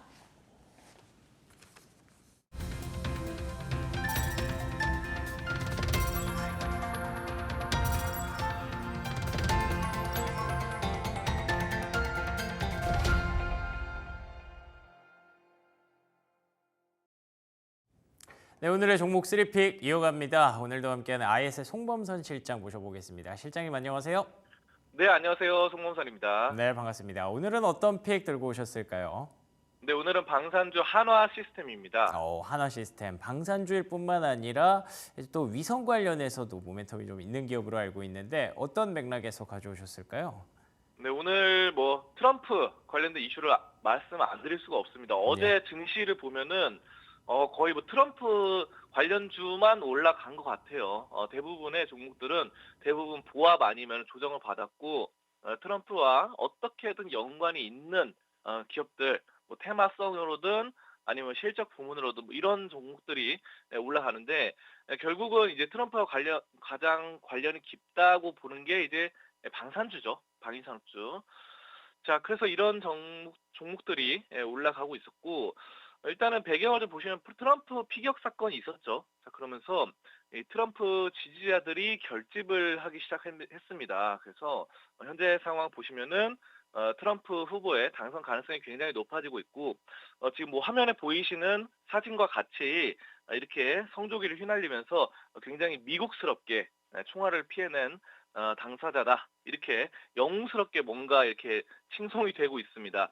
자, 그래서 이런 점들이 좀 부각이 되고 있고, 근데 중요한 건요, 트럼프가 예전부터 남한에서 군대를 철수하겠다라고 언급을 했죠. 자, 그래서 어제 만약에 철수를 한다면은 우리나라 국방 누가 지킵니까? 결국은 우리나라 군인들이 지키고 또 우리 군인들한테 납품하는 뭐 총이든 무기가 있어야지 싸울 수 있죠. 자, 그런 것도 누가 만듭니까? 바로 방위산업주들이 만듭니다. 방위산업 기업들이 만들기 때문에 여기에 기업들이 굉장히 실적이 좋아질 것이다. 이렇게 판단이 됩니다. 자, 그런데 중요한 거는 이제 뭐 여러 가지 종목들이 있는데 가장 대장은 사실 LIG 넥스원이에요. 그래서 뭐 화면에 보시다시피 13% 상승을 하면서 엄청난 기염을 토해내죠. 엄청난 상승세로 올라가는 게 LIG 넥스원이다. 자, 그런데 저는 그렇다면 뭐 가장 많이 올라간 거를 사면 되냐? 뭐 이렇게는 보지 않습니다. 저는. 왜냐하면 이미 많이 올랐기 때문에 그보다는 상대적으로 저평가된 방산주를 좀 주목을 해보고 싶습니다. 자, 그래서 여러분들이 약간 숨어있는 방산주 또 그리고 앞으로 더 크게 올라갈 수 있는 원래 이제 1등주는 지금 현재 LIG 넥스원이지만 1등주가 또 2등주한테 밀리기도 하고 순위가 바뀌기도 하고 그러거든요. 자, 그래서 저는 오늘 가져왔던 것이 LIG 넥슨만큼 탄력성이나 아니면 강세를 띠고 있지는 않지만 그래도 앞으로 크게 오를 만한 종목 바로 한화 시스템입니다. 자, 한화 시스템 같은 경우는요, 굉장히 저평가되어 있어요. 그래서 PBR이 1.6배, 그리고 PER이 16배로 매우 저평가되어 있습니다. 그래서 이게 뭐냐면은 자산 평가 대비 주가 수준, 시가총액이 1.6배고, PER은 뭐 순이익 대비, 수익성 대비 굉장히 저평가되어 있다 이렇게 말씀드리고요, 수치상. 자, 그럼 한화 시스템 어떤 회사냐 말씀을 드리면요. 군사 장비 하고 있죠. 방위산업. 그리고 IT 아웃소싱 이런 것도 합니다. 그래서 ICT 부문도 영위하고 있다는 점 알아두시면 되겠고요. 군사 부문으로는 어떤 게 있으면은 군 위성통신, 위성통신 이쪽이 상당히 중요하죠. 그래서 여러분들이 아셔야 되는 게 이 방산주들은 대부분 항공 산업 이쪽과 연관이 깊어요. 그래서 위성통신, 인공위성 뭐 이런 거 있죠. 로켓 이쪽하고 굉장히 밀접합니다. 그래서 한국항공우주도 그렇잖아요. 한국항공우주도 우주라는 말이 들어가고 항공이 들어가고 이런 것처럼 이런 종목들이 굉장히 이 방위산업주가 많습니다. 결국은 하늘을 날아가는 위성 같은 것들이 또 비행기, 전투기 이런 것들을 만드는 거죠. 그래서 이 한화 시스템 역시 전투기를 만듭니다. 그래서 한국형 전투기에 바로 사업에 참여를 하고 있죠. 자, 그래서 K 전투기다 이렇게 보시면 되고 그 밖에 뭐 전술 정보통신 체계, 대대급 이 전투 지휘 체계 이런 것들 다양하게 지금 만들고 있습니다. 작전 전략 짜고 있고요. 자, 그래서 한화 시스템 이런 점들 상당히 강력하고 수익성을 좀 보시면은 꾸준하게 수익을 내고 있어요. 그래서 매출이 성장해 나가고 있다라는 측면을 여러분들이 보실 수 있는데 이제 한화 시스템이 2021년에는 바로 2조였어요. 2조 간신히 넘었었는데 2022년에 2조 1,800억 원, 그럼 2023년에 2조 4천억 원에 달합니다. 그리고 올해 연말에 가면은 2조 7천억 원에 달할 정도로 상당히 매출이 성장해 나가고 있다는 부분들 우리가 포착할 수 있겠습니다. 자, 그리고 차트상 보셔도 계속 이제 좀 꾸준히 올라가고 있는데 다른 방산주들에 비해서 오르지 않았어요. 여러분들 보시면 아시겠지만 고점이 22,000원 뭐 이렇게 되고 상당히 좀 괜찮은 시점인데 다른 방산주들은 워낙에 또 완전 신고가 돌파하고 이런 게 굉장히 많거든요. 자, 그런데 이 종목 같은 경우는 신고가 돌파를 하지 않았다. 최근에. 그래서 예전에 22,000원 찍었을 때보다 신고가는 아니다. 현재 19,000원 수준으로 나타납니다. 그래서 차트상 어느 정도 다른 방산주 대비 상대적 저점 하단선이다. 이렇게 보고 있고요. 추세 상승이 계속 이어지고 있는 시그널이 포착된다. 그래서 방산주에 굉장히 저평가되면서도 실적이 탄탄하면서 여러 가지 시점 우리 트럼프 관련 기업으로서 좀 방위산업으로 잘 나갈 수 있다 이렇게 판단을 해보겠습니다. 좋습니다. 글로벌 증시 전반적으로 지금 트럼프 트레이딩이 일어나고 있는데 그 안에서 저평가된 방산주 한화 시스템 주목을 하셨군요. 목표가와 손절가 한번 들어볼 수 있을까요?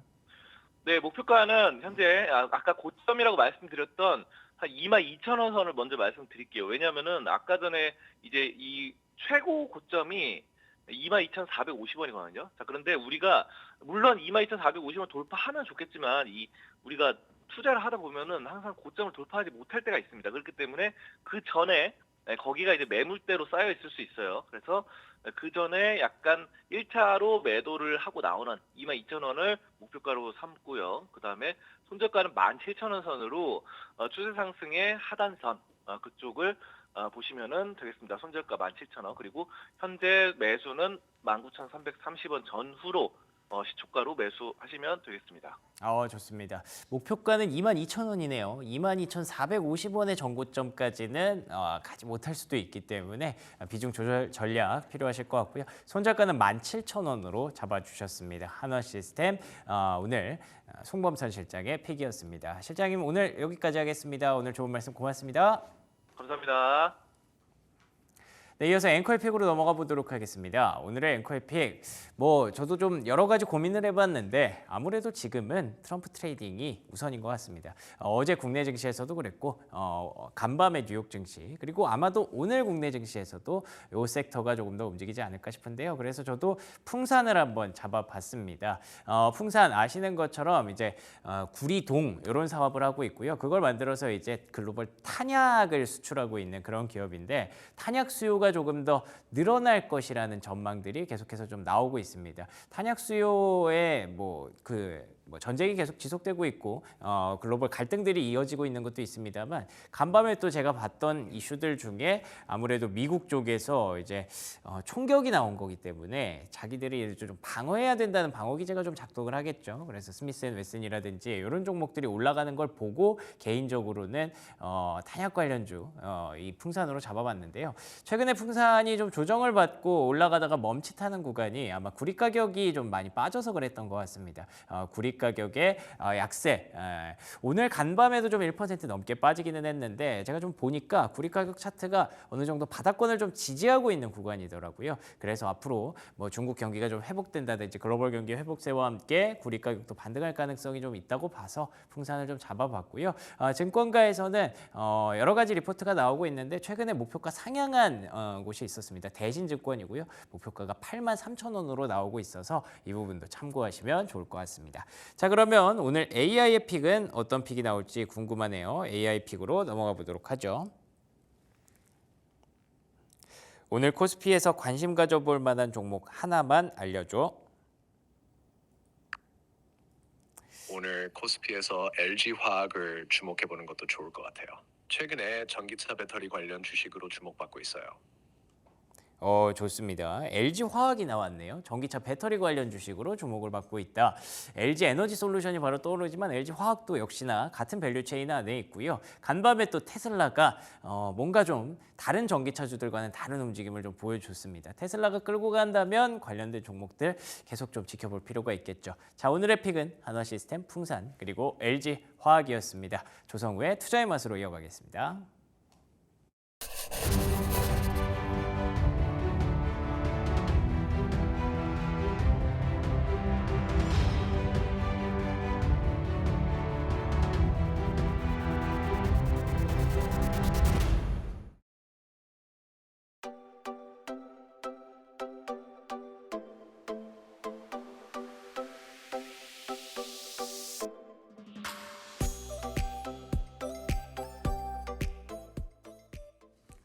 네, 조성우의 투자의 맛으로 함께하겠습니다. SK증권 영업부 PIB센터 조성우 부장 나와 계십니다. 어서 오세요. 안녕하세요. 네, 부장님 어제 초복이었잖아요. 네. 닭 드셨어요? 더 맛있는 거 먹었습니다. 뭐 드셨어요? 어제 말 안 할 거예요. 소고기 드셨나? 근데 엄청 맛있는 걸 먹어서 반주 한 잔 하느라 오늘 네. 아침 조금 피로감이 있으니까 좀 양해 부탁드리고요. 네, 힘내서 우리 진행을 해보도록 하겠습니다.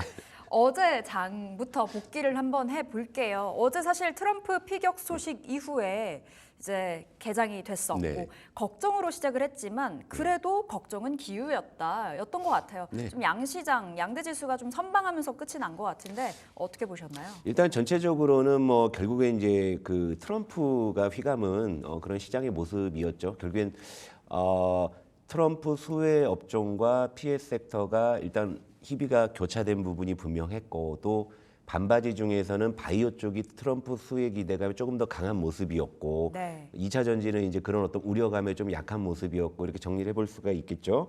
그리고 뭐 반도체 같은 경우에는 피해일까 수혜일까 뭐 약간 좀 긴가민가한 상황에서 약간 좀 혼조되는 그런 모습인데 반도체 같은 경우에는 당장의 트럼프 이슈보다는 그동안에 좀 많이 올랐던 가격 부담이나 기간 조정, 뭐 수급 조정 뭐 이런 부분들의 좀 연속이라고 볼 수가 있고 오히려 테마군에서 그 색깔이 더 짙게 나타났어요. 어제 이를테면은 방산주, 네. 원전주 그리고 모처럼 우크라이나 재건 심지어 뭐 경협주 그러니까 결국에 이제 시장은 트럼프 수혜주 찾기에 굉장히 골몰하는 하루였다 이렇게 볼 수 있고 또 반대편에 있는 뭐 철강이나 신재생, 뭐 자동차 이쪽은 아무래도 좀 우려감이 작용되는 이런 모습인데 지금 화면에 나오는 이 수혜 업종과 피해 업종은 시장에서 일단 이렇게 좀 분류를 해놓고 있는 상황입니다. 그러니까 뭐 또 어느 정도 또 시간이 흘러서 이게 피해 업종인 줄 알았는데 이게 오히려 수혜 드라마 하는 애들이 나타날 수도 있어요. 분명히 나올 거거든요. 예, 그럴 거 예를 들면 2차 전지가 일단은 피해 업종으로 반응을 하기는 했는데 테슬라의 CEO 또 일론 머스크가 뭐 트럼프에게 거액의 기부를 하고 뭐 경제 참모를 뭐 자처하고 나왔다. 뭐 이런 변수들. 그러니까 일단은 시장에서는 이렇게 좀 선을 그어서 분류는 하고 있습니다만 그렇다고 해서 뭐 수혜 업종이 늘 수혜고 뭐 피해 업종이 늘 피해는 아닐 수 있습니다. 왜냐하면 아직 미국 대선 4개월 남았거든요. 또 이제 어떤 공약이나 정책 기조의 변화 이런 게 있을 수 있기 때문에 일단 기본적으로 이런 틀에서 움직였다 정도로 정리해 볼 수 있을 것 같아요. 네. 그러니까 꼭 변수가 있기 마련이어서 네. 지금 트럼프 전 대통령이 당선이 된 것이 아니기 때문에 지금 수혜주 찾기 해봐야 되긴 하겠습니다만 뭐 원체 좀 빠질 필요는 없다 이렇게 들리는 것 같고요. 네. 앞서 바이오 이야기 주셨잖아요. 어제 반바지 안에서 바이오가 약진을 했습니다. 트럼프 수혜주로 네. 조금 더 치우치는 모습이었는데 원체 이제 바이오는 각계전투 펼치고 있잖아요. 네, 네. 전반적인 틀에서 바이오 어떻게 바라봐야 될까요? 그러니까 참 바이오가 어쨌건 이제 하반기 들어서 이제 절반을 지나가고 있는 상황이고 시장 전체적으로는 결국에 반바지 중심의 순환매는 계속 이어지고 있어요. 그런데 한 2주 정도 이제 흘러가 보니까 그래도 이제 성적표에서 조금씩 차이가 나기 시작을 하는 거죠. 요거 화면을 보면서 설명을 드릴게요. 그러니까 이 7월 이번 달 현재 코스피는 약 2% 정도 상승을 했고 이 반바지는 세 업종 모두가 지금 시장 수익률을 상회하고 있는 상황이긴 해요. 네. 근데 이제 각 섹터별로 조금씩 온도차가 있는데 오늘은 이제 그 코스피 의약품을 가장 먼저 위에 놨습니다. 왜냐하면 7월 들어 가장 발군의 지금 수익률을 보여주고 있거든요. 이를테면 코스피 의약품 같은 경우가 7월 현재 업종 지수가 약 12% 정도 상승을 했습니다. 그러니까 굉장히 좀 발군의 어떤 지금 상승률을 보여주고 있고 7월 들어 또 이제 전기전자가 하반기 들어 조금 이제 조정의 어떤 부담을 갖고는 있습니다만 7월 현재 약 지금 5% 정도 상승을 했어요. 그러니까 반도체 역시도 뭐 긴가민가하고 흔들림은 있어도 결국에는 이렇게 시장 대비해서는 좋은 흐름이고요. 그리고 이제 가장 좀 더디지만 2차 전지도 7월 현재 약 2.6% 상승을 했기 때문에 이 세 업종 다 지금 코스피 상승률을 상회하고 있습니다. 그러니까 결국엔 제가 말씀드린 하반기는 반바지 중심의 순환매가 계속 이어지고 유효한데 일단은 7월에 한 중간 정도를 지나면서 보니까 지금 바이오 쪽이 지금 발군에 지금 일단 그런 어떤 좀 이 숫자를 좀 보여주고 있는 이런 상황인데 특히 어제 이제 바이오 쪽이 좀 강했던 이유는 그러니까 트럼프의 공약 중에는 이제 수입 그 약에 대한 수입 제한을 완화한다라는 측면들 그리고 이제 헬스케어 쪽에서 저소득층에 대해서는 이제 기본적인 어떤 이제 의료 이제 이런 부분들이 이제 적용이 돼야 된다 이런 것들이 이제 반영이 된 거였거든요. 그러니까 전체적으로 봤을 때는 일단은 트럼프 수혜주 중에서는 반바지 중에서는 일단 바이오가 직관적으로도 가장 좀 수혜 업종으로 분류가 되고 있기 때문에 지금 상당히 좀 좋은 모습을 보였다 이렇게 볼 수 있겠어요. 그럼 네. 바이오 이제 우리의 고민은 그거죠. 네. 지금 담아도 될까? 그렇다면 큰 바이오, 대형 바이오 담을까? 아니면 작은 바이오 담을까? 네, 맞아요. 이렇게 좀 세분화해서 나눠 봤을 때는 네. 여전히 대형으로 좀 바라보세요. 그게 저는 사실 방송 나와서 그래도 여러분들께 도움을 드릴 입장에서 그게 좀 맞다라고 보는 게요. 이 그림을 보면서 설명을 드릴게요. 물론 7월에 이렇게 바이오의 상승률이 두각을 나타내고 있죠. 발군의 모습을 보이고 있고, 자 이제 이 세 종목은 코스닥을 대표하는 바이오 이제 몇 종목이에요. 자, 맨 위가 HLB입니다. HLB 같은 경우에 이번 달만 지금 무려 43% 급등을 했거든요. 예. 그러니까 물론 저도 7월 초에 여러분 HLB 저 관심 종목이다 하면은 저도 뭐 여기 와서 생색도 내고 좋을 거예요. 그런데 이 변동성은 어마어마하거든요.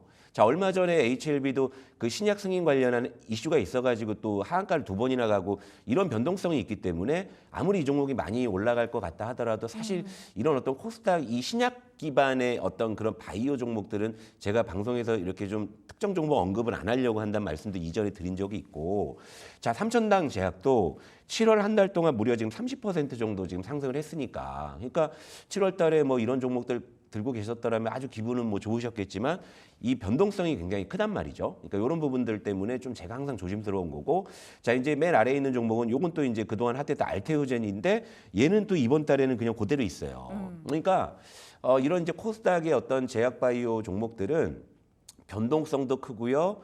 종목별 편차도 크죠. 그러니까 제가 아직까지 반바지를 이야기하면서도 개별 종목을 관심 종목으로 말씀 안 드린 섹터가 아마 코스닥 반도체 중소형주하고요. 그다음에 아마 코스닥 바이오 중소형주였을 거예요. 근데 여전히 저는 그런 기조를 그냥 유지할 생각이고, 이런 부분들은 뭐 굉장히 매운맛이기 때문에 네. 여러분들 성향에 따라서 뭐 그냥 스스로 판단해서 접근하시는 것까지는 제가 뭐 뜯어 말릴 생각은 없습니다만, 예기치 않은 어떤 변동성에 또 낭패를 보실 수 있는 가능성이 있기 때문에 굳이 이제 이런 거는 그냥 이렇게 현황만 말씀을 드리려고 하고 있고, 제가 오히려 이제 바이오 쪽에서 관심을 갖고 있는 종목군들은 여전히 이런 대형주군이라는 거죠. 자, 맨 위에는 이제 삼성 바이오로직스고요. 그리고 중간은 셀트리온이고 맨 아래는 이제 한미약품을 제가 딱 해놨는데, 네. 요것도 지금 보시게 되면은요, 이번 달 지금 상승률이 꽤 나오고 있습니다. 그러니까 이를테면 삼성 바이오로직스 같은 경우도 7월 현재 약 13% 대형주잖아요. 그렇죠. 근데 안정적으로 올라오잖아요. 삼성 바이오로직스는, 그러니까 예를 들면 삼성 바이오로직스를 들고 계시면서 맨날 뭐 종목 토론방 가셔가지고 이슈가 뭐가 있는지 뉴스를 항상 챙겨 보실 필요는 없잖아요. 예. 근데 이제 그런 어떤 중소형 코스닥 제약 바이오들은 종가상으로 마감이 잘 됐다가도 갑자기 뭐 시간에 악재가 떠가지고 뭐 시간에서도 변동성이 발생하는 그런 일들이 비일비재하지 않습니까? 근데 적어도 삼성 바이오로직스는 정규장 딱 끝나면은 이제 내 볼일 딱 볼 수 있는 종목이잖아요. 그러니까 저는 이런 쪽을 좀 말씀을 드리고 싶고, 자, 셀트리온이 대형 그 제약 바이오 쪽에서는 조금 더딘 감은 있습니다만 그래도 이번 달 7.7% 정도 지금 상승률을 보여주고 있기 때문에 나쁘지 않거든요. 사실 지수 대비 아웃퍼폼 예, 하고 지수 있는 거죠. 대비해서 잘 올라오고 있고, 이들 종목들은 제가 누누이 뭐라고 말씀드려요. 들고 있어서 불안하지 않은 주식이 제일 좋은 주식이다. 그렇죠. 그런 관점에서 본다고 하면 이런 대형 그 제약주들은 상당히 지금 안정적인 추세를 지금 보여주고 있고요. 맨 아래에 있는 한미약품도 지금 이제 이번 달에 12.8% 정도 상승했거든요. 굉장히 안정적이잖아요. 물론 선택의 어떤 문제겠죠. 흔들리는 건 내가 다 견뎌낼 테니까 나는 더 기대수익을 높게 가고 싶어 하시는 분들이야 뭐 이런 코스닥의 어떤 팔딱팔딱하는 이런 제약 바이오를 선호하실 수는 있겠습니다만, 저는 항상 무게 중심은 역시 우직하게 이렇게 좀 밀고 올라가는 그런 좀 업종 대표주 쪽, 대형주 쪽 이런 쪽이 일단 기본 베이스가 된다라고 생각을 하기 때문에 여전히 저의 관심 종목군은 삼성 바이오로직스, 셀트리온, 한미약품이라고 말씀드리겠습니다. 원체 이제 제약 바이오가 그동안의 역사상으로 그랬잖아요. 네. 뭐 잘 가나 싶더니 꼬꾸라지면 네, 진짜 네. 무섭게 꼬꾸라지는 쪽이 네. 사실 제약 바이오이기도 해서 그 측면으로 봤을 때는 좀 매운맛이다. 네. 조심해야 된다 말씀 주신 거고요. 대형 3사, 뭐 한미약품, 그리고 삼성 바이오로직스, 셀트리온은 여전히 괜찮다라는 기본적으로 관점에서. 이익을 잘 이제 내고 있고요. 물론 이제 PER은 뭐 밸류에이션이야 조금은 높을 수 있지만 꾸준히 이익이 성장하고 있고요. 그리고 어쨌건 이제 그 시장을 대표하는 대형 제약 바이오주이기 때문에 역시 이제 패시브 수급이 들어올 가능성도 충분히 있는 거거든요. 예. 그런 쪽에서 훨씬 더 안정적인 종목이라 볼 수 있죠. 네. 알겠습니다. 바이오 여기서 점검 맞춰보겠고, 우리 방산 이야기로 네. 넘어가 봐야 되겠습니다. 어제도 방산 강했고, 뭐 최근에 트렌드 자체가 방산 원전이 아닐까. 그런데 여기에다가 더해져서 이제 트럼프 수혜주로 거론이 되면서 진짜 뭐 그야말로 날아다니잖아요. 예. 지금 현 시점 방산주는 매운맛일 것 같고, 근데 예. 매콤하게 맛있게 맵다라고도 표현을 해주셨던 기억이 나거든요. 아, 그렇죠. 이거 그 그림을 보면서 설명을 드리겠습니다. 일단 자, 이것도 뭐 이제 두 종목을 겹쳐놨는데요. 이제 위에가 LIG 넥스원이고요. 이제 아래가 현대 로템입니다. 제가 예전에 이제 방산들 점검해드릴 때는 이제 길게 보면은 N자형 패턴이다. 결국엔 그 N자형 패턴의 연장선상이에요. 그러니까 방산주는 좀 맛있게 매운 섹터이긴 합니다만 이제 하반기 들어서 아무래도 좀 상반기에 많이 오른 섹터들의 조정 압력이 있는 상황이어서 방산주도 좀 하반기 들어서는 조금 일단 조정의 어떤 그런 분위기였는데 어제 이걸 갑자기 트럼프 이슈로 네. 그냥 한 방에 그냥 지붕 뚫고 하이킥, 그렇죠? 그래서 다 이렇게 그 대표적인 그 방산주들이요, 다 전고점을 그냥 한 방에 뚫어내고 다 이제 신고가를 다시 기록을 하는 그러니까 이런 모습이에요. 이런 모습이기 때문에 어제 뭐 방산주 같은 경우가 이제 트럼프 관련한 어떤 수혜 업종 중에서 그도 이제 제법 시총 규모가 있는 쪽에서는 가장 두드러진 모습이 아니었나 이렇게 보는데요. 이 배경은 이거죠. 그러니까 트럼프가 예전에 재임 시절에도 야, 니들끼리 그냥 알아서 해. 뭐 미국은 뭐 그냥 별로 개입 안 할게 이런 주의였잖아요. 그러니까 세계의 경찰이라는 그런 노선을 트럼프는 이제 포기하는 쪽으로 갔고, 그리고 뭐 주한미군도 껄핏하면 철수한다. 대신에 돈 많이 내면 뭐 있어주겠다. 약간 이런 식이었기 때문에 트럼프가 이제 재집권을 하게 되면은 이제 각국의 어떤 이제 자국 보호 어떤 그런 어떤 방어 기제나 이런 것들이 이제 작동하기 때문에 아무래도 자체적으로 국방력을 강화하려는 그런 이제 움직임들이 이제 확산될 것이다. 이제 이런 것들이 이제 방산주를 좀 자극을 한 거예요. 그래서 급등을 했는데, 그러니까 이제 길게 보면은 결국 이제 방산주들이 N자형 패턴을 계속 그리고는 있습니다만 어제 이런 이제 급등으로 인해 가지고 단기적으로 또 가격 부담이라는 고민은 뭐 생길 수밖에 없는 상황인 것 같아요. 네. 원체 좀 많이 올라가 있는 자리고 신고가 영역에서 움직이고 있기 때문에 지금 잡아라 하기에는 좀 이제 늦은 감이 없지 않아 있을까. 물론 더 갈 수는 있겠지만요. 네. 그런 측면에서 말씀을 주셨습니다. 자, 우리 시간이 별로 없는데 우크라이나 재건 관련해서도 이야기 네. 나눠볼게요. 어제 갑자기 급등했어요. 남북 그렇죠. 경력주까지 올라가는 모습이었었는데 네. 이거 그냥 단발적인 재료 속에 올라간다라고 봐야 될지 아니면 진짜 연속적인 상승까지도 기대해 볼 수 있는 대목일까요? 요거는 요렇게 우리가 힌트를 찾아볼게요. 자, 요 그림을 한번 보면서 말씀드릴게요. 자, 시장은 지금 트럼프 수혜주 찾기의 골몰이에요. 네. 그렇죠? 그럼 역시나 좀 늦게 배운 도둑질에 날 새는 줄 모르는 트럼프 수혜주가 기대 수익이 높을 수가 있겠죠. 자, 이제 이 두 종목은요, 제가 종목명은 공개를 안 하겠습니다. 자, 맨 위의 종목은 트럼프 수혜주로 거론이 돼서 훨훨 날아가는 종목이죠. 근데 그동안에도 많이 올랐어요. 예. 근데 아래는 그냥 계속 횡보하다가 트럼프 수혜주로 거론되는 또 하나의 종목이에요. 자, 트럼프 수혜주가 시장에 본격적으로 반영이 된다고 했을 때 그럼 여러분들은 어떤 종목을 선택하시면 조금 더 마음이 편안하고 기대 수익을 높여갈 수 있을까라고 생각하면 이건 제가 일부러 종목명을 공개 안 한 겁니다. 왜냐하면 이거 성향의 문제일 수 있거든요. 네. 나는 그래도 가는 말 계속 올라갈 거야. 뭐 이렇게 할 수도 있고, 이런 좀 이렇게 횡보하고 좀 가격 메리트가 있는 게 있어 하실 수도 있잖아요. 자, 종목을 공개하면 맨 위에 있는 종목은 그냥 LIG 넥스원이에요. LIG 넥스원이고 아래쪽은 셀트리온입니다. 그러니까 트럼프 수혜주라고 방산주가 올라가요. 그럼 방산주 안에서 트럼프 수혜주로 뭘 사야 될까? 이렇게 우리 갇혀서 판단할 필요가 없는 거죠. 전체적으로 트럼프 수혜가 확산이 된다고 했을 때는 그럼 가장 우리가 기대 수익을 높여갈 수 있으면서 리스크를 제어하고 그죠? 편하게 들고 갈 수 있을까? 자, 그런 관점에서 우크라이나 재건을 연장선상에서 말씀드릴게요. 자, 어제 우크라이나 그 재건주가 이를테면 SY 스틸렉이라는 종목이 막 장중에 거의 뭐 상한가에 근접을 하기도 했는데 25%. 그죠? 또 하나 의미가 있는 게 또 하나 이제 화면에서 종목을 하나 붙일게요. 자, 맨 위에는 SI 스틸렉이라고 약간 개별주고요. 아래는 뭐죠? 이게 현대건설이에요. 자, 대형 건설주하고 중소형 테마주가 같이 움직였죠. 자, 군집성이죠. 그런데 딱 차트상으로 딱 보시더라도요. 자, 건설주나 재건주 쪽은 장기간 주가가 조정을 받고 횡보를 했습니다. 그렇죠? 자, 앞으로 트럼프 수혜가 조금 더 시장에 짙어진다고 했을 때는요. 우크라이나 재건주는 제 생각에는 일시적이 아닐 수도 있다는 생각을 해요. 왜냐하면 원체 그동안 소외됐기 때문에. 자, 하반기에 주도 테마의 가능성을 보는 제가 어떤 후보군들을 봤을 때 그동안 오른 게 없느냐를 제일 먼저 봅니다. 그런 상황에서 재건주나 건설주, 특히 어제 막 경협주도 움직였습니다만 경협 좀 너무 앞서간 것 같고요. 다만 이제 지금 이제 트럼프 대통령이 당선이 되면은 러시아 우크라이나 전쟁 쪽에 더 이상 이제 우크라이나 지원 안 하는 쪽으로 가고 있기 때문에 이제 종전에 대한 기대감이 커지겠죠. 이제 이런 부분들이 신압으로 반영될 수 있다고 보는데 이런 상황에서 대형 건설주와 테마주가 같이 움직였다는 건 좀 의미가 있다라고 봐요.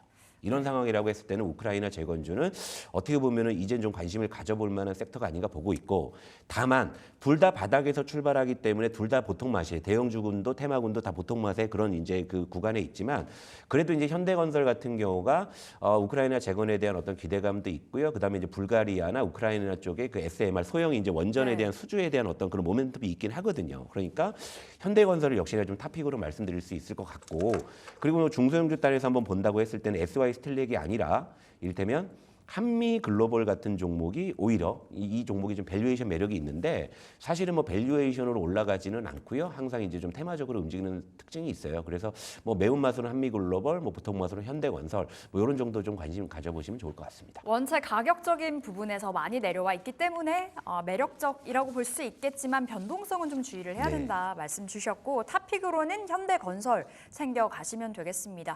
자, 이제 짧게 이야기 들어볼게요. 오늘장 투자 전략. 간밤에 뉴욕 증시가 좋았다 보니 오늘 국내 증시도 커플링이 될까요? 그러니까 어제도 시장이 좀 혼조세로 흔들리다가 막판에 좀 상승폭을 키웠거든요. 예. 그러니까 이제 트럼프라는 인물이 시장을 훼손하지는 않을 것이라는 전제, 그 안에서 이제 우리가 무엇을 해야 될 것이라는 기대감, 이런 쪽으로 좀 정리가 된 것 같아요. 그리고 어제는 우리는 이제 그런 장면을 봤기 때문에 이것이 오늘도 이어지고 내일도 이어지는지 봐야죠. 하지만 중요한 건 미국 대선까지는 아직 4개월이라는 시간이 남아있기 때문에, 그렇다고 우리가 너무 원웨이로 이렇게 가서는 안 될 수 있다. 시장을 보면서 이제 그런 어떤 시그널들이 짙어지는 걸 보면서 접근할 필요가 있다, 이렇게 말씀드릴게요. 사실 끝날 때까지 끝난 게 그렇습니다. 아니다라는 말도 있죠. 그렇기 때문에 지금 당장에 뭐 트럼프 수혜주가 무엇일까 좀 맹목적으로 따라잡기보다는 시장 전반적인 틀에서 매크로 이슈와 함께 시장 전략 세워보셔야 되겠습니다. 자, 오늘 여기서 또 마무리 지어볼게요. 조성우 부장 함께했습니다. 말씀 고맙습니다. 네, 출발 딜사이트 1부 여기서 마무리 지어보도록 하겠고요. 2부에서 더 탄탄한 전략들 챙겨 가시면 되겠습니다. 2부에서 기다릴게요. 고맙습니다.